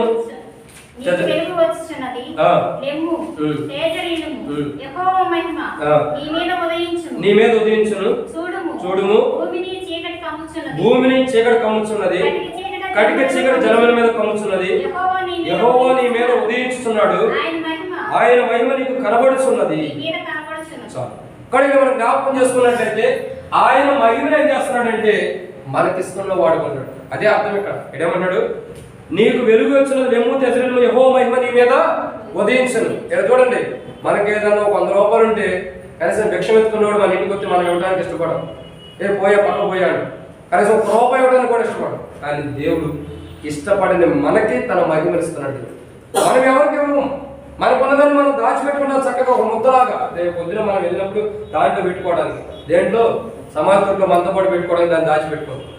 కానీ యేసుక్రీస్తు ప్రభువు అది కాదు. తనకేదైతే మహిమ ఉందో, తనకేదైతే ప్రకాశించేటటువంటి వెలుగు ఉందో ఆ వెలుగులో మనలో కూడా కూర్చోబెడుతున్నాడు. ఆయన మహిమను మనకు కూడా ఇస్తున్నాడు. అందుకే ఇక్కడ రాబడుతున్న యెషయా గ్రంథం 60వ అధ్యాయం మొదటి వచనం ప్రకారం నీ మీద యెహోవా యొక్క మహిమ ఉదయించెను. దేవుని యొక్క వెలుగు, దేవుని యొక్క ప్రకాశమైనటువంటి వెలుగు, ఇంకా చెప్పాలంటే నీతి సూర్యుడు మన పైన ఉదయించేవాడు ఉంటున్నాడు. ఆయనకు కలిగినటువంటి నీతిని మన పైన వెలిగింపజేసి, మన పైన కుమ్మరింపజేసి, తన వెలుగును మన పైన నింపేవాడుకుంటున్నాడు. అందుకే రాయబడుతున్న యెషయా గ్రంథం 60వ అధ్యాయం 1వ వచనం అదే మాట్లాడుతుంది. యెహోవా మహిమ నీ మీద ఉదయించారంటే ఆ మహిమ ఏంటంటే వెలుగే. ఆ వెలుగు ఎవరంటే మలాకీ గ్రంథం 4వ అధ్యాయం 2వ వచనం ప్రకారం నీతి సూర్యుడు. సో ఈ నీతి సూర్యుడే మహిమ అంటే వెలుగు. ఈ ప్రకాశించేటువంటి వెలుగు కలిగినటువంటి దేవుడు ఆయన వెలుగులో మనల్ని నింపి, ఆయన మహిమలో మనల్ని కూడా ఉంచి, మనలో ఉన్న పాపాన్ని తీసివేసి, మనలో కూడా వెలుగు సంబంధంగా చేసి, మనలో కూడా తన వెలుగును ప్రకాశింపజేస్తున్నాడు. అంటే అర్థం ఏంటంటే మనలో కూడా తన మహిమని ప్రకాశింపజేసుకుంటున్నాడు. మహిమ అంటే ఏంటంటే వెలుగు. ఎవరు సమీపించలేని వెలుగు. ఆ వెలుగు ఎవరంటే యేసు ప్రభువే. యేసుక్రీస్తు ప్రభు వారు ఆ వెలుగై ఉండి, ఆ వెలుగులో మనం నడిపించి, ఆ వెలుగు మన లోపల ప్రకాశించి, ఆ వెలుగు మన లోపల ఎదుటి వ్యక్తి ప్రకాశించేదిగా సిద్ధపరుస్తుంది. అంటే ఇక్కడ అర్థం ఏంటంటే ఆ మహిమ మన లోపలికి రావడం ద్వారా మన లోపల ఉన్నటువంటి వెలుగు కలిగినటువంటి ఆ మహిమ ఇతరులకి ప్రకాశమైన వెలుగు తెలియపరచబడుతుంది.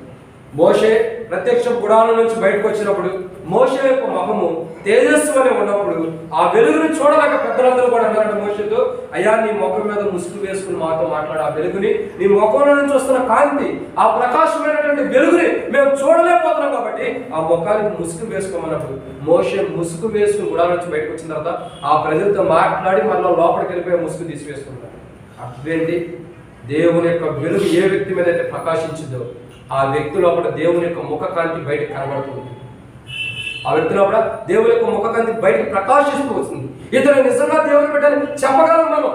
100 మంది ఉంటారు ఎప్పుడు నీరసపడి, నాలాంటి ఎప్పుడు నీరసంగానే ఉంటారు. ఒక వెలుగు ఉండదు, ఒక ప్రకాశం ఉండదు, ఒక నవ్వు ఉండదు, ఒక ఆనందం ఉండదు, కనీసం దుఃఖానం ఉండితే లేదు కొట్టి ఎప్పుడు చూసినట్టుగా ఉంటారు. అదే మోషే అలా ఉన్నాడు. సహజమైన మానవుడు, నామకత్వంగా శరీరాన్ని ధరించుకున్నటువంటి మనుషుడు దేవుని యొక్క వెలుగు తన మీద ప్రకాశించినప్పుడు, లెమ్ము తెసలేమన్నప్పుడు తన వెలుగు వచ్చి దేవుని యొక్క వెలుగు తన మీద ప్రకాశించినప్పుడు ఎవరు చూడలేనటువంటి వెలుగుని తన ముఖంలో నుండి దేవుడు ఇశ్రాయేలు ప్రజలకు కనపరిచిన వాడు. ఇది నా మహిమ, ఇది నా తేజస్సు, మీరు నన్ను చూడలేరు, నన్ను చూస్తే బతకలేరు అని చెప్పి ఒక శాంపిల్ గా దాన్ని చూపించిన వాడు ఉన్నాడు మోషే ముఖం ద్వారా. ఆ మోషే ముఖం నుంచి వచ్చిన వెలుగునే ఇశ్రాయేలు ప్రజలు చూడలేక, అయ్యా ఆ వెలుగును మేము చూడలేము, ముసుగు వేసుకుని మా ఎదురుకి రమ్మంటే మోషే ఆ వెలుగు కనబడకుండా ఉండటం కోసం ముసుగు వేసుకొచ్చి వారితో మాట్లాడేవాడు. ఒక మోషే మీద దేవుడు ప్రకాశించిన వెలుగునే మనుషులు చూడలేకపోతుంటే ఇంకా దేవుని యొక్క వెలుగుని, దేవుని యొక్క తేజస్సుని, ఆ ప్రకాశమైన మహిమని మనుషులు ఎలా చూడగలడు? ఏం మాత్రమును చూడలేడు. మోషే మీదకి వచ్చిన వెలుగునే మనుషులు చూడలేకపోతుంటే దేవుని ఎలా చూడగలడు? అయినను ఆ చూడలేనటువంటి మహిమలో మనం చూపించే వారిగా సిద్ధపరిచి ఆ మహిమను మన పైన మోషే మీద ఎలాగైతే ప్రకాశింపజేసాడు మన మీద కూడా అలా ప్రకాశింపజేయడానికి ఇష్టపడతాడు. తన మహిమను మన మీద కూడా ప్రకాశింపజేయడానికి ఇష్టపడతాడు. ఆ మహిమ ఎలాంటిదంటే ఎదుటి వ్యక్తికి ఇవ్వబడుతూ వచ్చింది, దాచిపెట్టింది కాదు. మనం ఎలా ఉంటామంటే దేవునికి ఏది ఇచ్చేదైనా, నేను డబ్బుల విషయం కూడా చెప్పనండి, ఎందుకంటే ఈ సేవకు డబ్బు కోసం వచ్చాడు అనుకుంటాను. నేను అలాంటి వాడిని డబ్బుల గురించి కాదు. దేవునికి ఇచ్చి ఇవ్వాల్సింది ఏంటి? మనం దేవునికి ఇవ్వాల్సింది ఏంటి? దశభాగం అనుకోండి. ఏమి ఇవ్వాలా? దశభాగం సమయం. రోజుకు వచ్చి 2 గంటల 40 నిమిషాలు. అసలు అది మాకు చెప్పొద్దు బ్రదర్, అంటే మటుకు మీరు రావద్దు అంటారు. రోజుకి మనం దేవునికి ఎంత సమయం ఇవ్వాలా? 2 గంటల ఎంత ఇవ్వాలి? 40 నిమిషాలు. ఓకే, 2 గంటల 40 నిమిషాలు అన్నవారైనా ఇస్తున్నామా మనం దేవునికి సమయం? దేవుని మహిమతో మనం సంబంధం కలిగి ఉంటున్నాం. 2 గంటల 40 నిమిషాలు. ఒక దినానికి దశభాగం ఎంత? 2 గంటల 40 నిమిషాలు. మనం ఎంత ఇస్తాము అంటే, మనం ఇది ఇస్తున్నాం ఎంత? 2 నిమిషాల 40 సెకండ్లు ఇస్తాం దేవునికి. అంతే. 5 నిమిషాలు కూడా పూర్తి చేయాలి కొంతమంది. 2 సెకండ్ల 2 నిమిషాల 40 అంటే దశభాగం కూడా ఉంటామా? అంటే మన జీవితం ఎలా ఉంటుంది? కానీ దేవుడు అలాంటి వాడు కాదు. దేవుడు ఏం చేస్తున్నాడు? తన మహిమని మనకి ఇవ్వటానికి ఇష్టపడుతున్నాడు. అరే ఇలాంటి వాళ్ళ కోసం ఇవ్వాలి. రోమపత్రిక 8వ అధ్యాయం 31 నుంచి రాయబడుతూ వచ్చింది. దేవుడు తన కుమారుని ఇవ్వటం వెనక తిరిగి ఆలోచించలా. ఎలాంటి మహిమను మనుషుల వరకు ఇచ్చాడంటే వెనక తిరిగి ఆలోచించినటువంటి మహిమ. మనందరి కొరకు ఇచ్చినటువంటి కుమారుడు ఎవరంటే మహిమే. ఆ మహిమ గల దేవుడే మన కొరకే తన కుమారుడు బలిగా ఇచ్చాడు. మన కొరకే ఇవ్వబడే మహిమ ఎవరంటే యేసుక్రీస్తు ప్రభువు. ఎవరు? యేసుక్రీస్తు ప్రభువు మన కొరకే ఇవ్వబడే మహిమ. ఈ మహిమ మనకి ఇవ్వబడుతూ వచ్చింది. అయితే ఈ మహిమలో ఉన్న మనం, ఈ మహిమని వెంబడిస్తున్న మనం, ఆ వెలుగులో ఉన్న మనం, మన యొక్క దేహంలో కానీ, మన యొక్క ఆత్మీయ జీవితంలో కానీ, మన ముఖకాంతిలో కానీ దేవుని యొక్క వెలుగు ఇతరులకు ప్రకాశిస్తుందా? మన వెలుగు, మన లోపల దేవుని యొక్క వాక్యం ఎదుటి వ్యక్తికి ప్రకాశించే జీవితం మనం జీవిస్తున్నామా? లేదంటే ఆత్మీయ జీవితం చల్లారిపోయినటువంటి అనుభవం మనం పరీక్షించుకోవాలి. బైబిల్ ఏమంటుందంటే మనము దేవుని యొక్క మహిమలో ఉన్నప్పుడు దేవుని యొక్క వెలుగు మనం ప్రకాశించాలి. ఇప్పుడు చూడండి, ఎవరికైనా దేవుని వాక్యం కరెక్ట్గా మాట్లాడిందనుకో, తన బాధల్లోనే కష్టాల్లో ఉంటాడు, మాట్లాడితే ఆ వ్యక్తి ఎలా ఉంటాడు? ఎంత ఆనందంగా ఉంటాడు. మందిరానికి వచ్చినప్పుడు దుఃఖంగా ఏడుపు అవుతుంటా, రేపు ఎల్లుండి ఈ లోకం విడద్దామని వచ్చినా అలాంటి వేసి పెట్టేస్తారు కొంతమంది, ఎప్పుడు ఈ లోకం నుంచి విడబడతారు. అలాంటి ముఖంతో వచ్చిన దేవుని వాక్యం ఒకసారి మాట్లాడితే తన ముఖంలో చిరునవ్వు వేరుగా ఉంటుంది. బయటకు వెళ్ళేటప్పుడు ఆ ముఖంలో చిరునవ్వు చూసి అందరూ అడుగుతారు, ఏంది నవ్వుతున్నా, ఏంది ఎంత సంతోషంగా ఉన్నాడు? దేవుడి వాక్యం నాతో మాట్లాడాడు, దేవుడు నాతో మాట్లాడాడు, అందుకే నేను సంతోషంగా ఉన్నానండి. ఆ ముఖ కాంతి, ఆ సంతోషం, ఆ వెలుగే దేవునికి ఇష్టమైంది. ఆ వెలుగును మనలో నింపడానికి తన కుమారుని ఇచ్చాడు. ఆ వెలుగును పొందే మనం నీరసమైన వారిగా, 100 రోజుల క్రితం భోజనం చేసిన వారిగా ఉండకపోవడం. మనం ఎలా ఉండాలి? దేవుని మహిమను పొందిన మనం ప్రకాశిస్తూ ఉండాలి. ఎప్పుడైతే మనం ప్రకాశిస్తూ వస్తున్నామో అది ఎదుటి వ్యక్తికి కూడా మనలో ఉన్న ఆనందం బట్టి ఒక అన్యుడు అడుగుతాడు. నన్ను ఒక అన్యుడు అడిగాడు, ఏంటో నువ్వు ఎప్పుడు చూసినట్టు సంతోషంగా ఉంటావు, బాధలు ఉన్నాయి, కష్టాలు ఉండవు అంటే ఉంటాయి, ఉండగానే దాంట్లో కూడా సంతోషంగా ఉండే వ్యక్తి. ఎందుకంటే బలహీనత బహు విశేషంగా సంతోషించాలి. నా దేవుడు గొప్పవాడు, ఆ బలహీనత నుంచి కూడా మమ్మల్ని కాపాడు. ఇక్కడ అర్థం ఏంటంటే మనం ఎప్పుడైతే బలహీన కష్టాలు ఉంటావో మనం దేవుని లోపల సంతోషం ఉంటే ఆ సంతోషం పరిపూర్ణం అవుతుంది. కానీ మనం చూస్తున్నటువంటి 3వ కోణం ఏంటంటే ఆయన మహిమ ఎలాంటిది అంటే మనకి ఇవ్వబడిన మహిమ. ఆ మహిమ ఎలాంటిది? మనకి ఇవ్వబడింది. 4వదిగా మహిమ ఎలాంటిదో చూద్దానండి, ముగించి వస్తాను. రోమపత్రిక 3వ అధ్యాయం 23 వచ్చింది.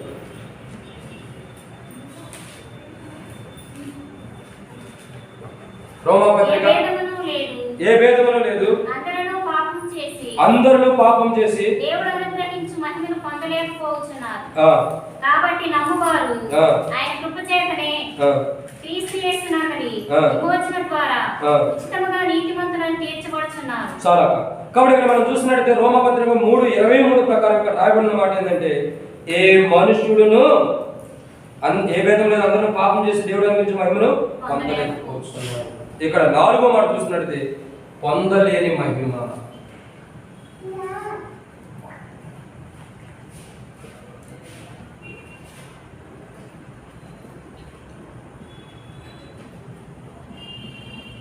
మనుషుడు పొందలేనటువంటి మహిమ. సో ఇక్కడ మనం చూస్తున్నటువంటి 4వ కోణం ఏంటంటే, దేవుని యొక్క మహిమ ఎలాంటిదంటే మనుషుడు పొందలేనటువంటి మహిమ. ఇక్కడ రాయబడుతున్నమాట, ఏ భేదం లేదు, అందరూ పాపం చేసి దేవుడు అనుగ్రహించి మహిమను పొందలేకపోతున్నారు. ఈ మహిమ ఎలాంటిదంటే ఏ మనుషుడు పొందలేనటువంటి స్థితిలో ఉన్నటువంటి మహిమ. ఈ దేవుని యొక్క మహిమని ఏ మనుషుడు కూడా పొందలేకపోతున్నాడు.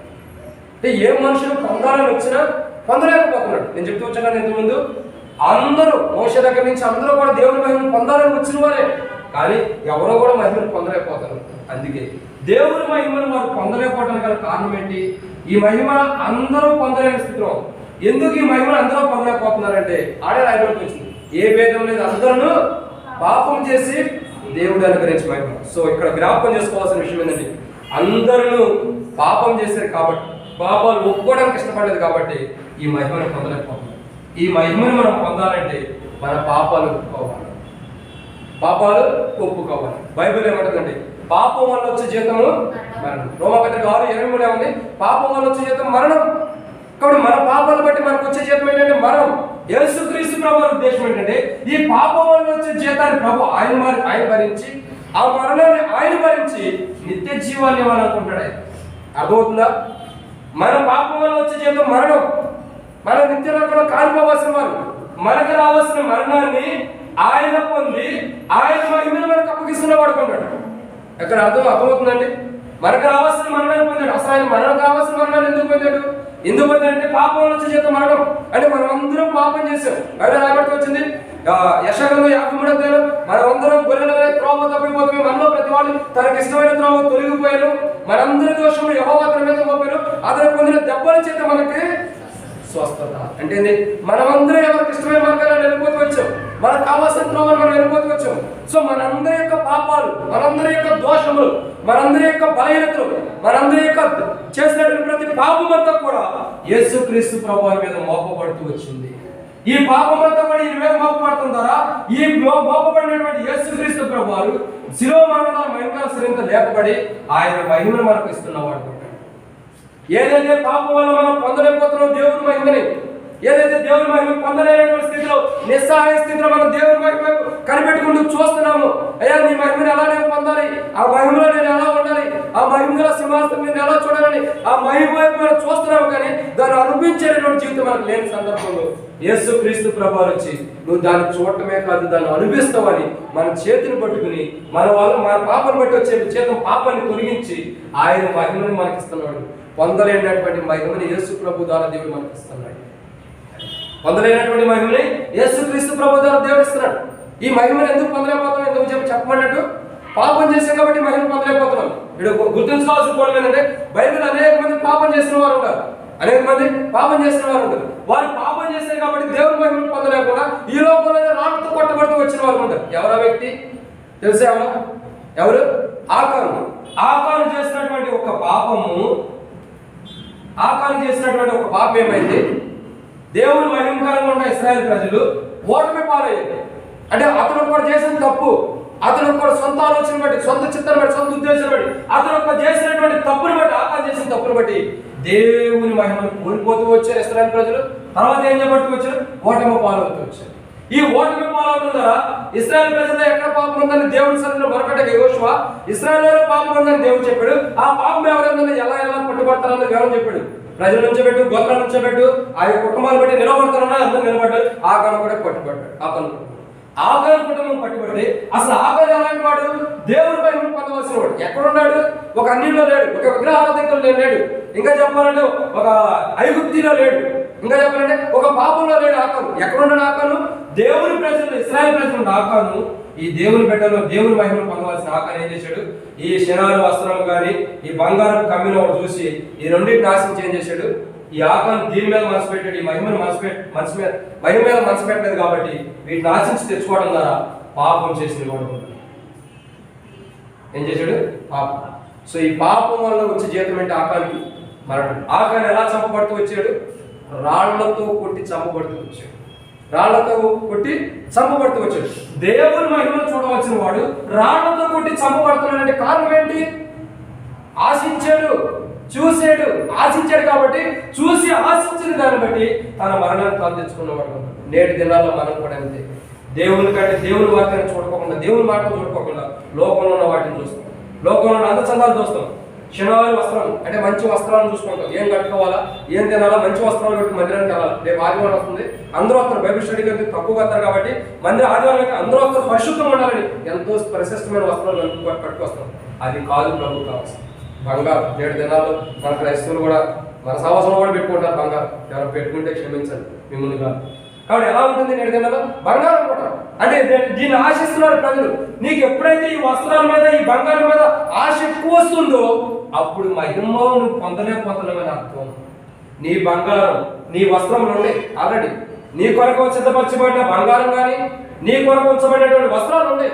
ఇది భూమి మీద కాదు, పరలోకంలో సన్నపన వస్త్రములను ఇంకేం చేస్తున్నాడు? బంగారం మేలిమి బంగారంతో చేయబడినటువంటి కిరీటాన్ని ప్రాపిస్తున్నాడు మనకి. ఏం చేస్తున్నాడు? కిరీటం. సో ఈ ఆకారం ఏం చేశాడంటే ఈ మేలు శ్రేష్టకరమైన సన్నపదాల వస్త్రములు కానీ ఇంకా చూసినట్టయితే ఈ మహిమగా కిరీటాన్ని పొందినవాడు కాదు.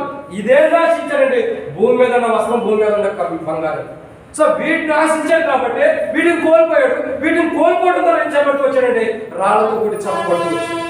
సో నేటి దినాల్లో మన జీవితం ఏంటంటే మనం ఆకారం వలె ఉంటే మనం దేవుని మహిమను పొందలేని స్థితిలో ఉంటాం. ఏ మనుషులు దేవుని మహిమ పొందలేని స్థితిలో మనం ఉంటాం. ఆకారం వలె ఉంటే మనం లోకాన్ని ఆశించకూడదు, లోకంలో ఉన్న వాటిని ఎప్పుడు ఆకర్షించకూడదు. మన కన్నులు ఏం చేస్తాడు? సాతాను ఆకర్షించకూడదు. ఇది ఈ బట్టలు తీసుకో, ఈ బంగారం పెట్టుకో, ఎంత బాగుందో, లోకంలో ఉండేవారు ఎలా ఉంటారు, నువ్వు కూడా అలా పెట్టుకొని ఆకర్షించింది. మనం దీనికి ఆకర్షితులు అవ్వకూడదు. మనం ఆకర్షించబడవలసింది దేవుని మహిమకి. కానీ ఇక్కడ చూస్తున్న నాలుగో మాట ఏంటంటే మహిమను పొందలేకపోతున్నారు మనుషులు. ఎందుకు మనుషులు మహిమను పొందలేకపోతున్నాడంటే పాపం వల్ల ఏం చేయబడుతున్నాడు? మనుషులు చావు పట్టబడుతున్నాడు. నేటి దినాల్లో ఒకవేళ మనలో కూడా పాపం ఉంటే ఆ పాపాన్ని బట్టి మన జీవితాన్ని మనం మార్చుకోకుండా ఉంటే మనం కూడా ఏం చేయబడతామంటే దేన్ని ఆశిస్తున్నాం, ఏదో కావాలనుకుంటున్నాం, ఏదో కోరుకుంటున్నాం కాబట్టి దాన్ని బట్టి మనం కూడా రాళ్లతో కొట్టబడి చంపబడే జీవితం మనకు వస్తుంది. కాబట్టి క్రైస్తవులైన మనం అలా ఉంది. మనం దేన్ని ఆశించకూడదు, మనం దేవుని మహిమను మాత్రమే పొందాలి. ఈ భూమి మీద నీకు వస్త్రాలు కాదు, ఈ భూమి మీద బంగారం కాదు, నీ కొరకు దేవుడు ఈ భూమి మీద వద్దనుకున్నావు కాబట్టి నీ కొరకు వస్త్రాలు ఉంచుతున్నాడు, శ్రేష్టకరమైన వస్త్రాలు. ఆయన మాత్రమే ఇస్తున్నాడు ఆ వస్త్రాలు. ఆయన ఇచ్చే బహుమానం కూడా ఉంది, ఆయన ఇచ్చే కిరీటము. ఆ కిరీటాలు బంగారంతో మేలిమి బంగారం. ఇది కేడం బంగారం, ఇది కొద్దిగా డూప్లికేటే. దేవుడి దగ్గర మేలిమి బంగారంతో సిద్ధపరిచిన బంగారం ఇస్తున్నాడు, కిరీటాన్ని శ్రేష్టకరమైన వస్త్రాలు కూడా ఇస్తున్నాడు. మనమేమో ఈ భూమి మీద బంగారం వస్త్రాలు ఆకర్షితులవుతాం. కాబట్టి ఈ భూమి మీద ఉన్న వాటిని ఆకర్షించబడితే దేవుని మహిమను పొందలేదు. కాబట్టి పాపం చేస్తున్నాం కాబట్టి మనం చావు కూడా మనం అలా ఉండకూడదు. క్రైస్తవులు విశ్వాసమైన మనం దేవుని మహిమను మాత్రమే పొందాలి. ఈ భూమి మీద ఉన్న వాటి కాదనుకుంటే పరలోకంలో దేవుని దగ్గర నుంచి పొందుతుంది. ఇప్పుడు దేవుని దగ్గర నుంచి పొందితే గొప్ప, మనం డబ్బులు పెట్టి మనం కొనుక్కుంటే మంచిదా? ఇప్పుడు ఏదైనా దేవుడు అనుకోకుండా మనకి ఇస్తే సంతోషం, ఆనందం ఎక్కువ. మనకు కావాలని కొనుక్కుంటే దేవుడు ఇచ్చాడని చెప్పలేము. ఎందుకు? మనం దేవుడు వద్దాలని కావాలని కోరుకున్నాం కాబట్టి మనం చెప్పలేము. అదే దేవుడు ఇస్తే ఇది నాకు దేవుడు ఇచ్చాడని అందరూ చెప్తారు. ఇప్పుడు నాకు బైక్ దేవుడు గిఫ్ట్ ఇచ్చాడు, నేను అడగల, దేవుడు గిఫ్ట్ ఇచ్చాడు. ఇక్కడికి వచ్చిన తర్వాత నేను అందరూ చెప్పుకోగలుగుతాను ఇది నాకు దేవుడు గిఫ్ట్ ఇచ్చాడు. అది నేను కొనుక్కుంటే చెప్పుకోగలుగుతాను? ఇది దేవుడు ఇచ్చాడని చెప్పుకోలేదు. చెప్పుకోవాలన్నా లోపల పరిశుద్ధాత్మ అంటాడు, యారా అబద్ధం ఆడుతున్నావు నువ్వు, అది కరెక్ట్ కాదు, నువ్వు కొనుక్కున్నావు కదా. కానీ అది దేవుడు ఇచ్చింది. సో దేవుని మహిమను మనం పొందాలి. మనం తెచ్చుకుంటే దేవుని ద్వారా పొందితే ఆ సంతోషం లేదు. సో దేవుని మనుషులు దేవుని మహిమను పొందలేకపోతున్నారు కాబట్టి పొందలేకపోవడం గల కారణం ఏంటి? పాపం చేసింది. సో మనలో పాపం అంటే దేవుని మహిమను మనం పొందలేము. సో మనలో ఉన్న పాపం ఏదైతే ఉందో దాన్ని తొలగించుకుంటేనే దేవుని మహిమను పొందుతాం. లేకపోతే లోకాన్ని ఆశించాం కాబట్టి మనం రాళ్ళతో కొట్టబడి చంపబడతాం. చివరి మాటను చూసుకున్నారండి. 5వదిగా దేవుని యొక్క వాక్యాన్ని చూసినట్లయితే యోహాను సువార్త 11:40 వచ్చింది. యోహాను సువార్త 11:40 వస్తుంది. అందుకు యేసు, నీవు నమ్మిన ఎడల దేవుని మహిమను చూతువని నేను నీతో చెప్పలేదా అని ఆమెతో అనెను. అంతట వారు ఆ రాయి తీసివేసిరి. యేసు కన్నులు పైకెత్తి, తండ్రి, నీవు నా మనవి వినినందున నీకు కృతజ్ఞతాస్తుతులు చెల్లించుచున్నాను. చాలా. కాబట్టి ఇక్కడ మనం చూస్తున్నటువంటి మాట ఏంటంటే, ఎన్నో మాట ఇది?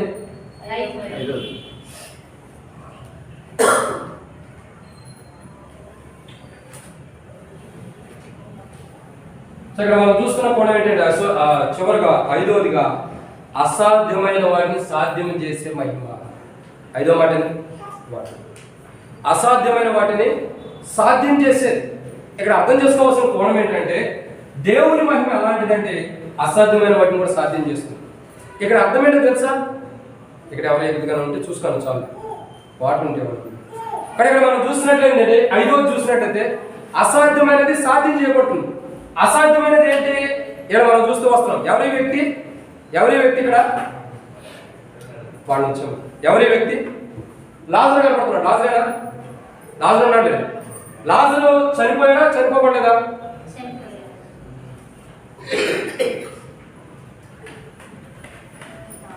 ఎవరా వ్యక్తి? లాజరు. చాలు తీసుకున్నాడు. కానీ లాజరు ఏం చేయబడుతూ వచ్చాడు? చనిపోతూ వచ్చాడు. చనిపోయినటువంటి లాజర్ని ఎవరు లేపారు? లాజరా కాదా? ఎవరు చనిపోయింది? మార్త, మరియా. లాజరు. ఇక్కడ మార్త, మరియా లేరుగా. కాబట్టి ఇక్కడ చూసినట్లయితే లాజరు చనిపోయాడు. చనిపోయినటువంటి లాజరు 4 దినాల దాకా, దాదాపు 4 దినాల వరకు సమాధిలో ఉన్నాడు. 4 దినాల సమాధిలో ఉన్నాడంటే ఆ వ్యక్తి ఎలా ఉంటాడు? కొద్దిగా క్షీణించిపోతూ ఉంటుంది. దేహం ఏం చేయబట్టి కొద్దిగా క్షీణించిపోతూ ఉంటుంది. ఇది మన్ను కాబట్టి మళ్ళీ మట్టిలో కలిసిపోతా ఆరంభించబడుతుంది. అలాంటి దేహం కలిగినటువంటి లాజరు దగ్గరికి యేసు ప్రభు వచ్చాడు. మార్త ఏమంటుందంటే, అయ్యా నువ్వు మొన్న వచ్చినా బాగుండేది, అయ్యా 4 రోజుల క్రితం వచ్చినా బాగుండేది, నా సహోదరుడు బతికే ఉన్నాడు, రోగంతో ఉన్నప్పుడు వచ్చినా బాగుండేది, జబ్బుతో ఉన్నప్పుడు వచ్చినా నువ్వు బాగుండేది, ఇప్పుడు వచ్చావు ఎందుకయ్యా అతన్ని స్వస్థపరచడానికి? ఇప్పుడు లేడుగా అతను స్వస్థపరచడానికి ప్రవడ్డాడు. మార్త, నువ్వు ఓపిక పట్టు. ఇద్దరికి చెబుతున్న మాట, మీరు ఓపిక పట్టండి, నమ్మితే చాలు. మాట మాత్రం నువ్వు నమ్మిన దేవుని మహిమను చూస్తావు. దేవుని మహిమ ఎలాంటిదంటే అసాధ్యమైన వాటిని సాధ్యం చేసేది. నాకు అసాధ్యమైనది, నా వల్ల కావట్లేదు, నేనేం చేయలేకపోతున్నా, ఇది నాకు అసాధ్యమైనది అనుకున్నదని సాధ్యం చేసి పెట్టేది దేవుని మహిమ. ఇక్కడ లాజరుకు అసాధ్యమైన పరిస్థితి. ఎవరు కూడా చనిపోయిన వారు 4 దినాల తర్వాత లేకపోతే అసాధ్యం. చచ్చిపోయిన వాడు లెక్కుతాడంటే ఇంకో క్షణంలో బతుకుంటే లెక్కుతాడు. 4 దినాల తర్వాత లెక్కుతాడా? 4 నిమిషాల తర్వాత కూడా లేకూడదు. 4 దినాల తర్వాత లేకపోవాలి. అసాధ్యం. అక్కడ తోటి సహోదరికి అసాధ్యం అనిపిస్తుంది. ఇది లేపలేవు, ఎందుకు ప్రభా, వద్దులే, నువ్వు అప్పుడు వస్తే బాగుంది, దీనికి వచ్చే ప్రయోజనం లేదు ప్రభా అని మనసులో అలాంటి ఆలోచన కలిగి ఉంది. అని ప్రభా నువ్వు దేవుని మహిమ చూస్తావు. దేవుని యొక్క మహిమ ఏంటంటే అసాధ్యమైన వాటిని కూడా సాధ్యం చేసి చూపించగల శక్తి కలిగింది. నువ్వు డౌట్ పడద్దు, నువ్వు నమ్మితే చాలు. నువ్వు మాట మాత్రం నువ్వు నమ్మితే చాలు, అది తిరిగి లేస్తుంది. నువ్వు నమ్మాలి. మన జీవితం ఎలా ఉంటామంటే మార్త వలె మనం విస్తారమైన పనులు కలిగి ప్రభా ఇది అసాధ్యమైన దాన్ని చెప్పేటటువంటి అనుకూలం. మరియా గురించి ఒక మాట రాయబడుతుంది. మరియా ఉత్తమమైన దాన్ని ఏర్పరచుకుందంట. ఎలాంటిది? ఉత్తమమైనది అంటే ఏంటి? విస్తారమైన పనులు చేసి, కొంతమంది ఉంటారు ఏదైనా ప్రత్యేకమైన గ్రోకూడి పెట్టుకున్నారు అనుకోండి, ఇంటికాడ మీరు పెట్టుకోలేండి. పెట్టుకుంటే ఎలా ఉంటుంది తెలుసా? అందరూ ఏం చేస్తారంటే ప్రార్థనకు వస్తే ఆ ఇంటోళ్ళు వంటకాడ కూర్చుంటారు. అసలు పెట్టుకుంటే ఎవరు? ఇంటోళ్ళు. కూర్చోవలసింది ఎవరు? ఇంటి వాళ్ళు. కానీ వీళ్ళు ఎక్కడ ఉంటారు? నువ్వులు కాడ ఉంటారు. పొయ్యి కాడ మంట బాగా మండుతుందా లేదా అడుగుతా కూర్చుంటారు. అంటే విస్తారమైన పనులు ఉన్నారు. కానీ మార్తలా కాదు, దేవుని సన్నిధిలో కూర్చుని, అది శ్రేష్టకరమైన పని. అన్న లేకపోయినా భక్సింగా స్వార్థ చేసి వస్తుంటే భోజనం లేదని అందరూ ఆశ్చర్యపోతున్నారు. ఆదివారం రోజు స్వార్థ చేయడం చేశారంట. వెంకట మీటింగ్ ఆరాధన జరుపుతున్నారు. అందరూ అనుకున్నారు భోజనం వండొద్దానంట. ఇదేంటి ఈయన భోజనం వండొద్దానంటే ఈయనతో పాటు మన కూడా గాలి చేస్తున్నాడు, ఈ రోజు మనం గడపంతా గాలిపోయినట్టు అనుకుంటానంట. ఈయన ఉపవాసం ఉంటాడు, మనం కూడా ఉపవాసం ఉంచున్నాడు అనుకుంటానంట. ఆరాధనలో కూడా చేస్తున్నారే కానీ మనస్తృప్తిగా చేయట్లేదు ఆరాధన. అందరూ ఆకలి ఏమైపోతుంది, అన్నం పెట్టడానికని ఆరాధన చేస్తున్నారు. ప్రభు వల్ల కూడా ఎత్తుదామని చేతి పాల్గొన్నారు. అందరూ తిరిగి వస్తున్న సందర్భంలో కొంత దూరం రావడంతోనే ఏం జరుగుతూ వచ్చిందంటే, ఒక బస్ స్టాప్ కాడ ఒక వ్యక్తి 2 గంపలు భోజనం పెట్టుకుని కూర్చున్నాడు. ఒక వ్యక్తి గంపలో భోజనం పెట్టి కూర్చున్నాడు. రావడంతో వీళ్ళందరూ బస్ స్టాప్ దగ్గర రాగానే వాళ్ళకి ఎదురయ్యి, ఇదిగో దేవుడు మీకు ఇమ్మన్నాడు, మీరు తినేసాడని చెప్పి వాళ్ళకి ఇచ్చేసేసారు. చాలా ఉంది స్టోరీ, మీ షార్ట్ కట్ మీరు ఆ నెలలో షార్ట్ కట్లో చెప్పేస్తారు. ఏమైపోయింది? ఆయన పొద్దున్న మొదలైన సువార్త చేయించాడు, పరిచయం చేశాడు, ఆరాధన చేయించాడు, వాక్యం అయిపోయింది, అంతా అయిపోయింది, ప్రభు వల్ల పాల్గొన్నది. ఇంకా భోజనం రావట్లేదని అందరూ అనుకుంటారు, భోజనం ఉండేవాడు వండలేదే అని. కానీ ఎట్టొచ్చింది భక్సింగ్ గారికి తెలుసు, దేవుడు పంపిస్తానన్నాడు. దేవుడు ఏదైతే చెప్పాడో చేయగలిగిన దేవుడైనా అసాధ్యమైన వాడు కాడు. సమస్త ప్రజలందరూ కూర్చుని దేవుడిని ఆరాధిస్తుంటే ఆకలి కలిగిన వాడు ఆకలి కలిగే ఉంటాడు. ఆ దినాల్లో ఏం చేయబడుతుంది? మన భూమి మీదకి వస్తే నాలాంటి కరువు కలిగిన వాడు ఏం చేశాడు? రేపు గుండిద్దాం ఉండదని చెప్పి దాన్ని ఎక్కువ దాచిపెట్టుకున్నాడు. ఏమైంది అది? మిమ్మల్ని అంటే మీరు తిడతారు అంటే చెప్పండి. ఏమైంది? పురుగులు పట్టిపోయింది. సో నేటి దినాలు అలా ఉంటారు, అలా ఆశ కలిగిన వాడు కూడా ఉంటారు. నిన్నే ఎక్కువ తింటే బాగుండేది అని ఆలోచన కూడా ఉంటారు. అట్టగా ఆరాధన చేస్తున్నారు. కానీ భక్సింగ్ గారు ఆరాధన అయిపోయి క్రమంగా నడుచుకుంటూ వెళ్ళే టైంలో ఒక వ్యక్తి వచ్చి అప్పటి భోజనం పెళ్లికాడు మిగిలిపోయిందంటే అది మొత్తం ఇచ్చేసారు. ఎవరైతే భోజనం లేదు, ఎవరైతే ఆకలి అవుతుందని ఆశించి ఉండారో వాళ్ళందరూ కూడా కన్నీరు పెట్టుకు ఏడుస్తున్నారంట. కన్నీరు పెట్టుకు ఏడుస్తుంటే ఎందుకు ఏడుస్తున్నారంటే పక్కన అనుకుంటారు, మరి ఎందుకు ఏడుస్తున్నారు బ్రదర్, ఎందుకు ఏడుస్తున్నారు బ్రదర్ అంటే ఎందుకు ఏడుతుంది? నా పాపమే నా మీదకి వచ్చింది. ఏంటిది అది?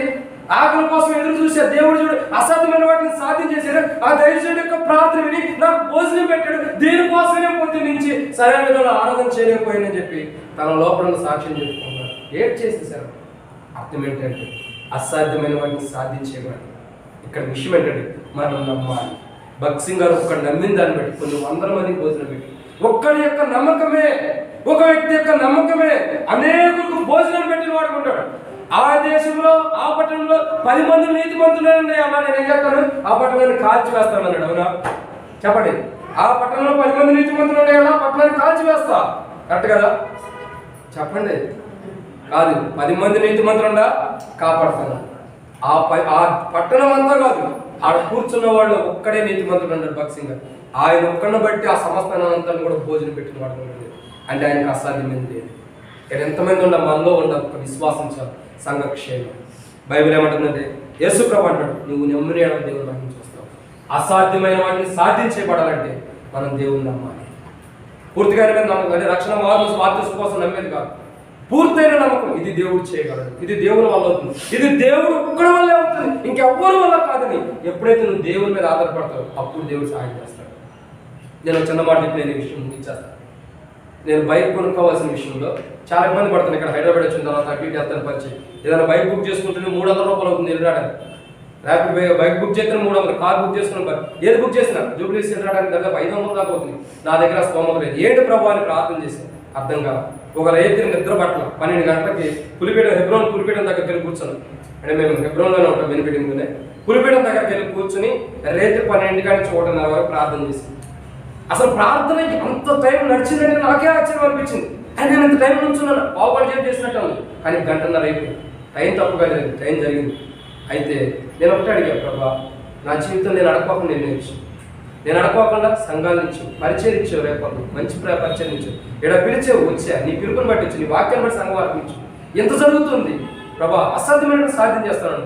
నా కుటుంబంలో లేనప్పుడు కుటుంబాన్ని ఇచ్చావు, భార్యని ఇచ్చావు, పిల్లలు కావాలని పిల్లల్ని ఇచ్చావు, సమస్యలు నా పోషణ అన్ని చూసి నేను అడగకుండా నిర్ణయించావు. ఇక్కడ ఏంటి ప్రభా ఈ పరిస్థితి, నీ చిత్తమైతే ప్రభా నేను నిన్నే నమ్ముతున్నాను. 10,000 రూపాయలు పెట్టుబడి తీసుకోవాలన్నా 10,000 లేవు. ఏంటి ప్రభా ఇచ్చావు? నాకు అసాధ్యం, ఇది నా వల్ల కాదు, ఇది నీ వల్లే అవుతుంది, నీవు ఒక్కడే చేయగలుగుతావు. ఎందుకంటే ఈ పులిపీఠం దగ్గరికి వచ్చి నేను ఎన్నిసార్లు ప్రార్థించిన ప్రతి దానికి కూడా నేను బహుమానం పొందాను. హెబ్రోన్ దగ్గర హెబ్రోన్లో ఉన్నప్పుడు హెబ్రోన్ పులిపీఠం దగ్గర ఎప్పుడు ప్రార్థించిన ప్రతి దానికి నేను బహుమానం పొందాను. నేను చెప్పగలుగుతా ధైర్యంగా, నాకు కావాల్సిన ప్రతి దాంట్లో కూడా సమాధానం ఇచ్చాడు, అన్నట్టుగా చేశాడు దేవుడు. అంటే ఏ పులిపీఠం హెబ్రోన్ కాదు, ఎక్కడైనా దేవుని సన్నిధి, దేవుని యొక్క మందిరం అనేది ఎప్పటికీ మనం మేలు చేసి మనం చేసిన ప్రతి ప్రార్థన సమాధానం. అయితే ఏంటి ప్రభు ఇది, నువ్వే చేయాలి ప్రభా, నాకు అసాధ్యమైంది అన్నప్పుడు ఆ రేత్రి 12 గంటల నుంచి 1:30 వరకు ప్రార్థన చేశాను. తెల్లవారి పొద్దున్నే నడుచుకుంటూ వెళ్తుంటే ఒక బ్రదర్ వచ్చి అన్నాడు, కిచెన్లో జాబ్ చేస్తుంటాడు, పని చేస్తుంటాడు హెబ్రోన్ వంట దాంట్లో అప్పుడప్పుడు. ఆ బ్రదర్ అన్నాడు, ఏంటన్నా నడుచుకుంటూ వెళ్తున్నామంటే, అన్న ఏదో చిన్న పని ఉంది అంటే, నేను అన్న బైక్ ఏమన్నా ఉంటే ఒక చూడండి తీసుకుంటా ప్రభు సమయం ఇస్తాను. ఆ బ్రదర్ అన్నాడు కదా, ఎక్కడికి వెళ్తుంది దానికి హెబ్రోన్ బైక్ సంవత్సరం నుంచి పెట్టుందన్న ఒక బ్రదర్ది, నువ్వేదో ఒకసారి చూసుకోవాలి. సంవత్సరం నుంచి అంటే అది స్టార్ట్ అయితే లేదు, దానికి ఎందుకంటే తిమోతంగా దగ్గర ఒక వ్యక్తి సైకిల్ గిఫ్ట్ ఇచ్చాడు. ఆ సైకిల్ ఎలాంటిదంటే బహుశ్రేష్ఠకరమైన సైకిల్, 2 రిమ్ములు లేవు, దానికి సంబంధించిన శుభలు లేవు, ఇంకా హ్యాండిల్ సరిగ్గా లేదు. ఆ ఉండ ప్రేమను చూసారా, అది 24 బిల్డింగ్లు చేసి ఉన్నాయట. అన్న ఉన్నాడు శ్యామన్న తెలుసు, బిల్డింగ్లు 24 బిల్డింగ్లు చేసి ఉంది. ఇంకా ఏమి లేవు, తొక్కడానికి ఒకటి తిరిగిపోయింది, ఒకటి ఉంది. తిమోతికి అన్నాడంటే ఎందుకు తెచ్చామనంటే, అన్న దేవుడు నీకు తెమ్మన్నాడు నాకు సెలవిచ్చాడన్నా, కాబట్టి ఇది నీకు బహుమానం ఇచ్చేస్తాను తీసుకో. నేను ఇది తీసుకుని ఏం చేయాలా, బాగు చేయించుకుంటే ఏం చేసుకుంటా నీ ఇష్టం అన్నాను. ఆయన పాతలు బహుమానం ఇచ్చి ఆయన కొత్తగా కొనుక్కున్నాడు. తిమోతికి చూసి దీన్ని బాగు చేయించుకుంటే కొత్తగా కొనుక్కోవడం పెట్టని ఉల్లిపాయ ఒకటి చేసేసి. కాబట్టి నేడు జనాలు అలా ఉంటాయి. నేను అలాంటిదే అనుకున్నాను, కానీ దేవుడు అలా కాదు. ఆ వ్యక్తి ఫోన్ చేసి వేరే అన్నాడు, అలా ఇట్లా సేవకుడికి బండి కావాలి మనతో పాటు ఉండే బ్రదర్ అంటే, అది చూసుకోమని చేసేద్దామని చూసుకున్నాను. వెళ్ళి అన్న ఇట్లా ఉందంటే ఆ వ్యక్తి ఫోన్ పెట్టేసిన తర్వాత మాట్లాడు. ఏ వ్యక్తి అయితే అన్న బండి కావాలన్నాడు, బండి ఉందన్నాడు, ఆ వ్యక్తి ఫోన్ పెట్టేసిన తర్వాత అన్నాడు, అన్న ₹100 కట్టాను. దేవుడు ఇప్పుడు అతనితో ఫోన్ మాట్లాడుతుంటే నా లోపల మాట్లాడుతున్నాడు, ఫ్రీగా బండి ఇప్పమని, నువ్వు ఆ బండి చూసుకో, నీ రిపేర్ ఏమైనా చేర్చుకోదు, నేను మళ్ళీ డబ్బులు కట్టాను, ₹100 కట్టుతాను. అసాధ్యమైన వాటిని సాధ్యం చేయగలిగిన వాడు. మనకు అసాధ్యం అనుకుంటే, ఇది నా వల్ల కాదనుకుంటే, ఇది నాది కాదనుకుంటే, నేనున్నాను నీతో, నీకు సహాయం ఉండదు, నేను చేయగలను అని చెప్పి చేసి చూపించిన వాడు ఆయన. ఊరగానే చెబుతాను ఈ మాటలు, ప్రాక్టికల్గా ఉంది. చేసి చూపించాడు. నమ్మాలి. 12 గంటల నుంచి 1 వరకు నమ్మకంతో ప్రార్థన చేసి దేవుడు ఇస్తాడని నమ్మకంతోనే బండి కావాలనుకున్నాం, ఇచ్చాడు. అది రేపు ఇవాళ కూడా అక్కడ పార్క్ చేసుకున్న నర్సాపూర్లో. దేవుడు అసాధ్యం చేసేవాడు కాదు, సాధ్యం చేసేవాడు. అసాధ్యమైనటువంటి సాధ్యం చేయగలిగిన వాడు. ఇది నా వల్ల కాదనుకుంటే నువ్వు నమ్ము. ఏ పరిస్థితులే, ఏదైతే కఠినమైన పరిస్థితులు, ఏదైతే శ్రమలు ఉండవు, ఏదో బాధలు ఉండవో, ఏదైతే మానసికమైన వేదన ఉండవు, ఆ సమయంలో నువ్వు దేవుడు నమ్మితే ఇది నాకు అసాధ్యమైన సాధ్యం చేసి చూపిస్తాడు. ప్రభు ఇది నా వల్ల కాదు, ఇది నేను చేయలేను, నువ్వే చేయగలవని ఎప్పుడైతే దేవుడు నేను నమ్ముతావు, దేవుడు అప్పుడు నీ కార్యం చేస్తాడు. అంతేగాని ఇది నేను చేయగలను, ఇది నా వల్ల అవుతుంది, ఇది నేను మాత్రమే చేయగలను ఎప్పుడైతే నువ్వు ముందరకు అడిగేస్తావు, అప్పుడు నువ్వు వేసిన అడుగు ప్రతి అడుగు వెనక్కి వచ్చింది. ఇది నా వల్ల కాదని నువ్వు ఎప్పుడైతే అక్కడే నిలబడి ఉంటావో, నిలబడి నిన్ను ఒక అడుగు ముందరికి దేవుడు వేపిస్తాడు. ఇది నా వల్ల అవుతుంది, నువ్వు ముందరకు అడిగేస్తే అడుగు వెనక్కి వచ్చింది. గుర్తుపెట్టుకో, మనం నమ్మి నా వల్ల కాదు ప్రభు నువ్వే చేయబడి చేసేవాడు. అది అసాధ్యమైనటువంటి సాధ్యం చేసే మహిమ. 6 విషయాలు చూడండి. 6వ మాట మనం జ్ఞాపకం చేసుకున్నట్లయితే యోహాను సువార్త 5వ అధ్యాయం 41 వచ్చింది. యోహాను సువార్త 5వ అధ్యాయం, యోహాను సువార్త 5వ అధ్యాయం 41 వచ్చింది. నేను మనుషుల వలన మహిమ పొందువాడను కాను, నేను మిమ్మల్ని ఎరుగుదును. దేవుని ప్రేమ నీలో లేదు. నేను నా తండ్రి నామమున వచ్చి ఉన్నాను, మీరు నన్ను అంగీకరింపరు. చాలా కానీ ఇక్కడ చూస్తున్నటువంటి 6వ ఏంటంటే మనుషుల వల్ల కలిగే మహిమ కాదు ఇది. 6వ ఏంటి, మనుషుల వల్ల, ఇది నేను మనుషుల వల్ల మహిమ పొందువాడును కాను. కానీ ఇక్కడ చూస్తున్నది ఏంటంటే 6వదిగా మనుషుల వల్ల కలిగే మహిమ కాదు ఇది.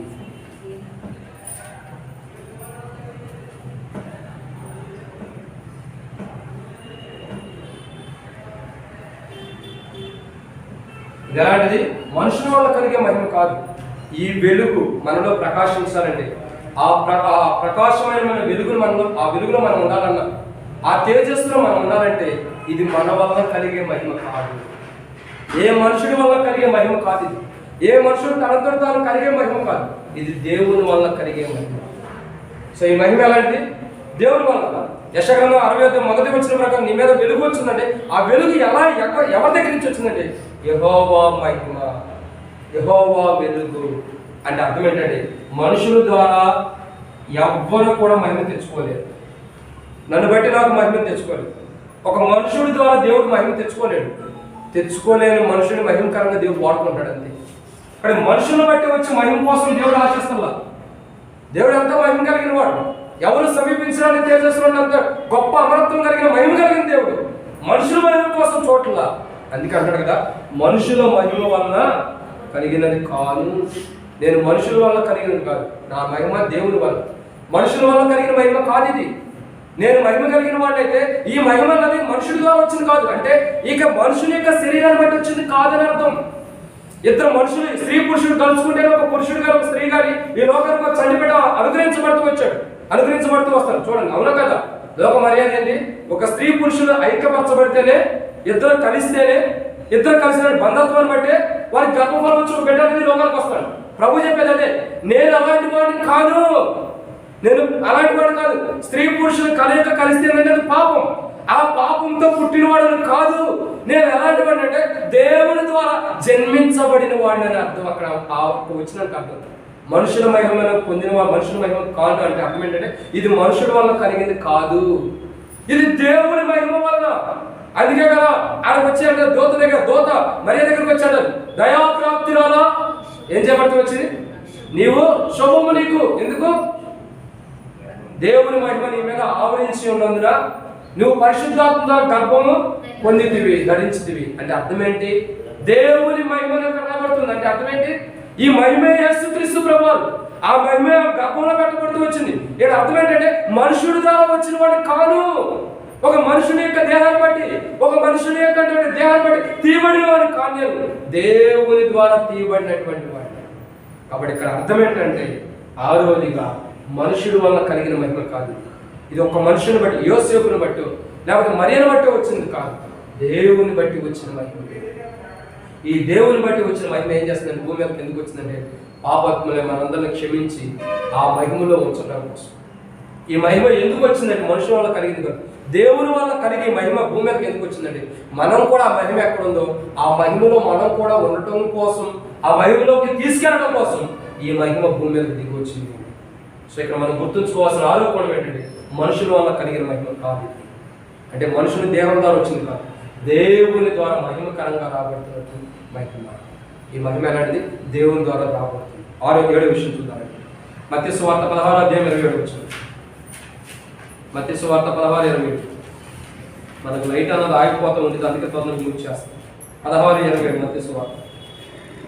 అటు పిమ్మట తాను క్రీస్తుని ఎవరితోనూ చెప్పవద్దని ఆయన తన శిష్యులకు ఖండితంగా ఆజ్ఞాపించాడు.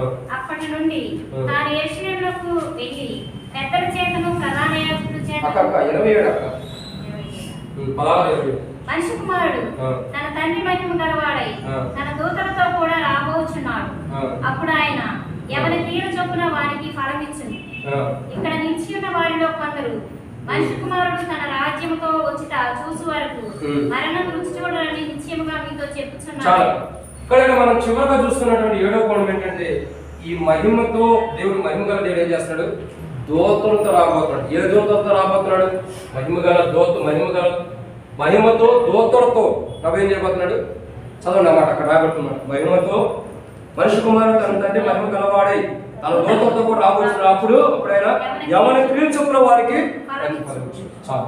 కాబట్టి ఇక్కడ ఆ 7వది చూస్తున్నట్టు ఇది ఎలాంటిదంటే మహిమతో రాబోతున్న దూతలు ఎలా వస్తున్నాడు? దేవుని యొక్క మహిమ. ఆ మహిమ ఎవరు? యేసుక్రీస్తు ప్రభువు. సో మహిమతో రాబోతున్నాడు భూమి మీద. ఈ మహిమ ఎలాంటిదంటే భూమి మీదకి రాబోతున్న మహిమ. ఎలాంటిది?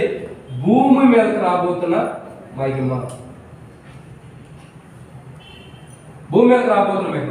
ఈ భూమి మీదకి మహిమ వస్తే ఏం చేస్తుంది? ఎవరి క్రియను బట్టి వారికి ప్రతిఫలం ఇస్తుంది. సో ఇక్కడ ఈ చివరి మాటలో జ్ఞాపకం చేసుకున్నట్టయితే ఈ మహిమ ఎలాంటిదంటే భూమి మీదకి వస్తున్న మహిమ. మళ్ళా రెండోసారి వస్తున్న మహిమ అండి. మొదటిసారి వచ్చి వెళ్ళిపోయింది, రెండోసారి వస్తుంది. ఈ రెండోసారి వస్తున్నటువంటి మహిమ ఎందుకు వస్తుందంటే భూమి మీదకి ఎవరి క్రియను బట్టి వారికి ప్రతిఫలం ఇవ్వటానికి. ఏం చేయడానికి? ఎవరి క్రియను బట్టి వారికి ప్రతిఫలం ఇవ్వటానికి. అందుకే ఒక మాట రాయబడుతూ వచ్చింది. ఏ రాయబడుతూ వచ్చింది? ప్రకటన గ్రంథం 22వ అధ్యాయం. నేను గురించి రాసిన ప్రకటన 22వ అధ్యాయంలో 11వ వచనం. అన్యాయం చేయవాడు ఇంకను అన్యాయమే చేయను, అపవిత్రుడైన వాడు ఇంకా అపవిత్రుడుగానే ఉండనిమ్ము, నీతిమంతుడు ఇంకను నీతిమంతుడుగానే ఉండనిమ్ము, పరిశుద్ధుడు ఇంకను పరిశుద్ధుడుగానే ఉండనిమ్ము. ఇదిగో త్వరగా వచ్చుచున్నాను, వారి క్రియ చొప్పున ప్రతి వారికి ఇచ్చుటకు నేను సిద్ధపరిచిన జీతం. చాలా ఇక్కడ చూసినట్టే మత్తయి సువార్త 16:27 కానీ ప్రకటన గ్రంథం 22వ అధ్యాయం 11-12 వచనాలు కానీ ఇంకా రాబడి ప్రసంగి గ్రంథంలో కూడా రాయబడుతూ వచ్చింది. ఓ ఎవరిని బట్టి సంతోషం తిరుగు తాము సుఖించును, అయితే దేవుడు వీటన్నిటిని బట్టి నిన్ను తీర్పులను తెలుసు జ్ఞాపకం చేసుకో. ఇక్కడ అర్థం ఏంటంటే ఈ దేవుని మహిమ ఏం చేస్తుందంటే మనుషుడికి ప్రతిఫలం ఇస్తుంది. మనుషుడికి ఏం చేస్తుంది? బహుమానం ఇస్తుంది. ఏంటి ఆ బహుమానం? ఎవరి క్రియను బట్టి వారి బహుమానం. అక్కడ రాయబడుతూ వచ్చింది. అన్యాయస్తులుగానే ఉండే, పరిశుద్ధులే, నీతిమంతుడే, పాపంలో ఉండే. ఇంక నువ్వు ఎవరికి చెప్పొద్దు. ఎందుకు? వారి క్రియను బట్టి ప్రతి వారికి ఇచ్చినకు నేను సిద్ధపరచని జీతం నా యొద్ద ఉంది. సో దేవుని దగ్గర జీతం ఉంది. ఏంటి ఆ జీతం?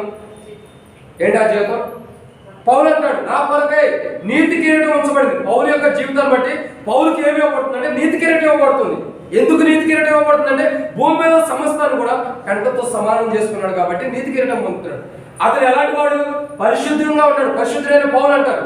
పరిశుద్ధంగా ఉన్నాడు, నీతిగా ఉన్నాడు కాబట్టి నీతిగా కిరీటాన్ని పొందుతున్నాడు. అన్యాయస్తుడు, అక్రమం చేసేవాడు, పాపం చేసేవాడు పాపంలో ఉన్నాడు కాబట్టి తన క్రియలను బట్టి తన బహుమానం పొందుతున్నాడు. ఏంటిది? అది నిత్యానందం. సో ఈ మహిమతో, మహిమ అంటే యేసు ప్రభువే, ఈ మహిమ ఏం చేస్తున్నట్టు భూమి మీదకి వచ్చి క్రియలను బట్టి బహుమానం ఇస్తుంది. వారి క్రియలే వారి వెంట వెళ్ళని బైబిల్ రాబట్టుకొచ్చింది. చివరికి మనతో పాటు వచ్చేది ఏంటి? మన క్రియలే. మనం చేసే జాబ్ వస్తుందా? మనం సంపాదించే సంపాదన వస్తుందా? ఇంకా ఇంకా ఇంకా ఇంకా చెప్పాలంటే మనం ఏదైనా ప్రయాసపడేటువంటి కూలి పనులు చేసుకునేది వస్తుందా? డబ్బులు వస్తాయా? మనం సంపాదించుకునేది ఏదైనా సరే మనతో రాదు. ఏది కూడా నువ్వు ఈ లోపల ఉన్నంత వరకే.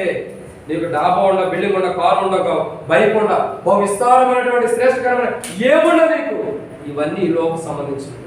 కానీ నీతో పాటు వచ్చింది ఏంటంటే నీ క్రియలే. వారి క్రియలే వారి వెంట వచ్చిందని బైబిల్. నీతి క్రియలే రాయబడి వచ్చింది. మనం నీతి జీవితాన్ని జీవించి నీతి క్రియలు కలిగి ఉంటే దేవుని దగ్గర నీతి కిరీటాన్ని పొందుతాం. మన జీవితం సరైన విధానం లేకపోతే, మన ఈ లోక సంబంధించిన వాటిని ఆశిస్తూ వాటి మీద ఆధారపడి వాటి కోసం మనం ప్రయాసపడితే ఈ దేవుని మహిమను మనం పొందలేము. ఒకడు సిరికిని దేవునికి ఏంది దాసుడు ఉండాలి. ఉంటే సిరికన్నా దాసుడు ఉండాలి, లేదా దేవుని కన్నా ఉండాలి. అట్లా చెప్పి బ్రదర్ నేను డబ్బులు సంపాదించుకుంటా దేవుని సేవ చేస్తానంటే ఎడగలిది యాక్ట్ మాత్రం నా సరే. ఉంటే డబ్బులన్నా సంపాదించుకో, లేదా దేవుని సేవ చేయాలి. ఏదో ఒకటే పాయింట్. ఉంటే దేవుడిని వెంబడించాలి, లేదా లోకాన్ని వెంబడించాలి, ఏదో ఒకటే. ఈ రాత్రి మన ప్రశ్న ఏంటంటే, మనం దేవుని వెంబడిస్తామా, సిరిని వెంబడిస్తామా? నువ్వు దేవునికి దాసుడుకుంటావా, సిరికి దాసుడుకుంటావా? నువ్వు ఒకవేళ సిరికి దాసుడుకుంటే దేవుడిని నేమి ఇబ్బంది పెట్టలేదు, నిన్ను తిడతల్లా బాధ పెట్టలేదు, నిన్ను అవమానిస్తున్నావు. కానీ ప్రభు చెప్పేది ఏంటంటే, నువ్వు ఉన్న పరిస్థితి, సిరి అంటే ఒకటి డబ్బులేని కాదు, లోకం కూడా అర్థం చేసుకోవాలి. సో అది పేరు కాదు, ఒక పాప పేరు కాదు.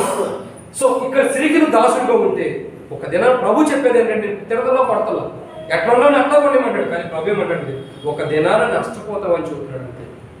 వీటన్నిటిని బట్టి నువ్వు సంపాదించుకున్న కానీ, కలిగింది కానీ, ఆస్తిని బట్టి కానీ, ఐశ్వర్యాన్ని బట్టి కానీ, వీటన్నిటిని బట్టి ఒక దినాన్ని నువ్వు నష్టపోతావు. నీకు కావాల్సింది ఏంటి? దేవునితో సహవాసం. నువ్వు దేవునికి దాసుడివి, లోకానికి కాదు. ఒకప్పుడు లోకానికి దాసి గృహంలో ఉండే నిన్ను దేవుడు బయటికి తీసుకొచ్చాడు. సిలువ కార్యంలో దాసి గృహంలో ఉండే నిన్ను, ఐగుప్తు అనే బానిసత్వంలో నిన్ను యేసుక్రీస్తు ప్రభు సిలువ కార్యం ద్వారా ఆ బానిసత్వం నుండి, ఆ బంధకాల నుంచి దేవుడు తీసుకొచ్చాడు. తిరిగి మళ్ళా అదే బంధకంలోకి వెళ్ళదు, తిరిగి మళ్ళా అదే బానిసత్వానికి వెళ్ళదు, నష్టపోతావు. నాకు వేరుగా మీరు ఏం చేయలేరు అన్నట్టు. సో మనం సిరికి దాసులుగా ఉంటే దేవునికి వేరుగా ఉన్నట్టు. దేవునికి వేరుగా ఉన్నాడు మనం ఫలించదు. ఇక్కడ మనకు కావాల్సింది ఏంటంటే దేవునికి దాసులుగా ఉండాలి. తన మహిమతో వచ్చినప్పుడు దేవునికి దాసులుగా ఎవరైతే ఉంటామో వాళ్ళ దాసులను పిలవడం స్నేహితులు అనిపిస్తున్నాడు కాబట్టి వారికి నీతి కిరీటాన్ని ఇస్తాడు. ఎవరైతే దేవునికి దాసులు కాకుండా సిరికి దాసులు అయితే లోకానికి, లోకాశనికి, లోక సంపాదనకి ఏదే ఎక్సెట్రా లోకానికి ఎవరైతే దాసులు అవుతారో వీళ్ళకి ఏం చేయబడుతుందంటే నిత్య నరకం అన్నారు. సో నువ్వు దేవునికి దాసులు అయితే దేవుని మహిమలో ఉంటావు, బహుమానం పొందుతావు. లోకానికి దాసులు అయితే నిత్య నరకం పొందుతావు. సో నువ్వు ఇప్పుడు ఎక్కడ ఉండవు, ఏ స్థితిలో మనం ఉండమని పరీక్షించుకోవాలి. మనం లోకానిక దేవునిక? బైబిల్ ఏమంటుందంటే చివరిగా ఎవరి క్రియను బట్టి వాళ్ళు అట్టగుంచి. అసలు వాస్తవానికి ఏంటంటే నేడు దినాల్లో బైబిల్ ప్రకారం అయితే ఇంటింటికి దర్శించాయా, మీరు మందిరానికి రావట్లేదు, మీరు మందిరానికి రావట్లేదు, ఎలా అవసరం?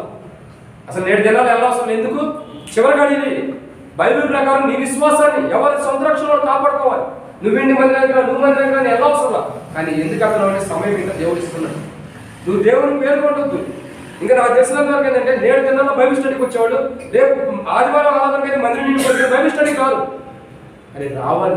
దేవుని యొక్క వాక్యం చదివిస్తుంది, నాకు వేరుగా ఉంది నుంచి దేవుని యొక్క వాక్యం మనం చివరిగా చెల్లిస్తున్న వాటిని ఆయన మహిమతో వస్తున్నాడు. ఎందుకు వస్తున్నాడు? మనకు ప్రతిఫలం పెట్టాలి. ఆయన మహిమలండి ప్రతిఫలించాలి. సో దేవుడు ఇచ్చే ప్రతిఫలాన్ని మనం పొందాలి, కానీ కోల్పోతున్నామంటే అర్థం ఏంటి? మనం లోకానికి దాసులు అవుతాం. మనం దేవునికి దాసులు అయితే దేవుడు మనం దాసులుగా చూడకుండా స్నేహితులు కనిపిస్తుంది. సో దేవునికి దాసులు అవుతాం, దేవుని బిడ్డలుగా జీవిద్దాం. ఎంత లాభం వచ్చినా, ఎంత ఐశ్వర్యం ఉండే, ఎంత ధనం ఉండా దేవుని కంటే ఎక్కువ కాదు. నేను మొదటే చెప్తూ వచ్చాను, ఆరంభ దినాలు ఒకరోజు చెప్పాను, సండే స్కూల్ పిల్లవాడు ఎలా చెప్పాడు, ఈ లోకంలో ఉన్నదంతా పక్కన పెట్టి ఈ యేసుక్రీస్తు పక్కన ఉంటే నువ్వు ఎవరినో కోరుకుంటావంటే ఆ సండే స్కూల్ పిల్లవాడు అన్నాడు కదా, నువ్వు ఎవరిని కోరుకుంటావంటే 4 సంవత్సరాల పిల్లవాడు సమాధానం ఇచ్చాడు. ఏమని? నాకు యేసు ప్రభువుని ఇచ్చాడు. అదేంటి? ఈ పక్కన కారు ఉంది, డబ్బు ఉంది, ఆస్తి ఉంది, అంత ఉంది, మరి ఇది వద్దా నీకంటే అది వద్దు. ఎందుకు? ఎందుకంటే ఇవన్నీ ఇచ్చింది యేసు ప్రభువే. ఆయనే లేకపోతే ఇవన్నీ నాకు ఎందుకన్నా. సో నేడు దిన గుర్తుంచుకోవాల్సిన సిలువ. మనం ఈయన్ని కలిగి ఉంటే ఇవన్నీ ఆటోమేటిక్ వచ్చారు. మొదట నా నీతిని, నా రాజ్యాన్ని వెతుకుండి, అవన్నీ మీకు అనుగ్రహించబడ్డావు. అన్నీ అంటే అన్నిలో నీకు కావాల్సిన ఇల్లు ఉంది, నీకు కావాల్సిన మ్యారేజ్ ఉంది, నీకు కావాల్సిన డబ్బులు ఉన్నాయి, నీకు కావాల్సిన ఆస్తి ఉంది, అన్ని దాంట్లోనే ఉంటాయి. తిమోతి మ్యారేజ్ బైబిల్ ఓపెన్ చేసి ఉంటే ఇంకా చెప్పొద్ది. తిమోతి మ్యారేజ్ జరిగే టైంలో ఒక చోట మీటింగ్, స్పెషల్ మీటింగ్ జరుగుతుంటే ఫారెన్ నుంచి ఒక అంకుల్ వచ్చాడు. ఆయనకి తర్జుమా చేయడానికి తిమోతి పెట్టారు. తిమోతి అక్కడ కూర్చుని ఉండగా తిమోతి అడిగాడంటే, ఇద్దరు ఒకే రూమ్ ఉంటే, తిమోతి ఏమైనా వివాహం చేసుకోవడానికి ఆలోచన కలిగి ఉన్నామంటే, భక్సింగ్ గారు చెప్పాడు కానీ అన్న ఇంకా ప్రార్థన చేయలేదన్నాడు. భక్సింగ్ గారు చెప్పాడు ప్రార్థన చేసుకోమని, చేయలేదన్నా, మరి ఏం చేయాలో అర్థం కావట్లేదంటే ఆయన ఒక మాట అన్నాడు. తిమోతి నాకు స్పష్టంగా చెప్పాడు.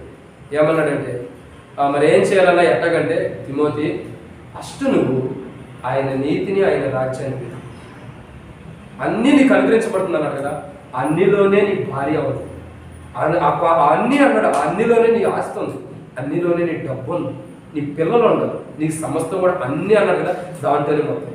నువ్వు వెతకాల్సింది ఏంటి? మొదట ఆయన నీతిని, ఆయన రాజ్యం. ఆయన నీతి అంటే ఏంటంటే, నేను అడిగి అంకుల్ నీతి రాజ్యం అన్న నీతి గురించి నాకు అర్థం కాలేదు. ఆ నీతి ఏంటంటే సిలువ కార్యం.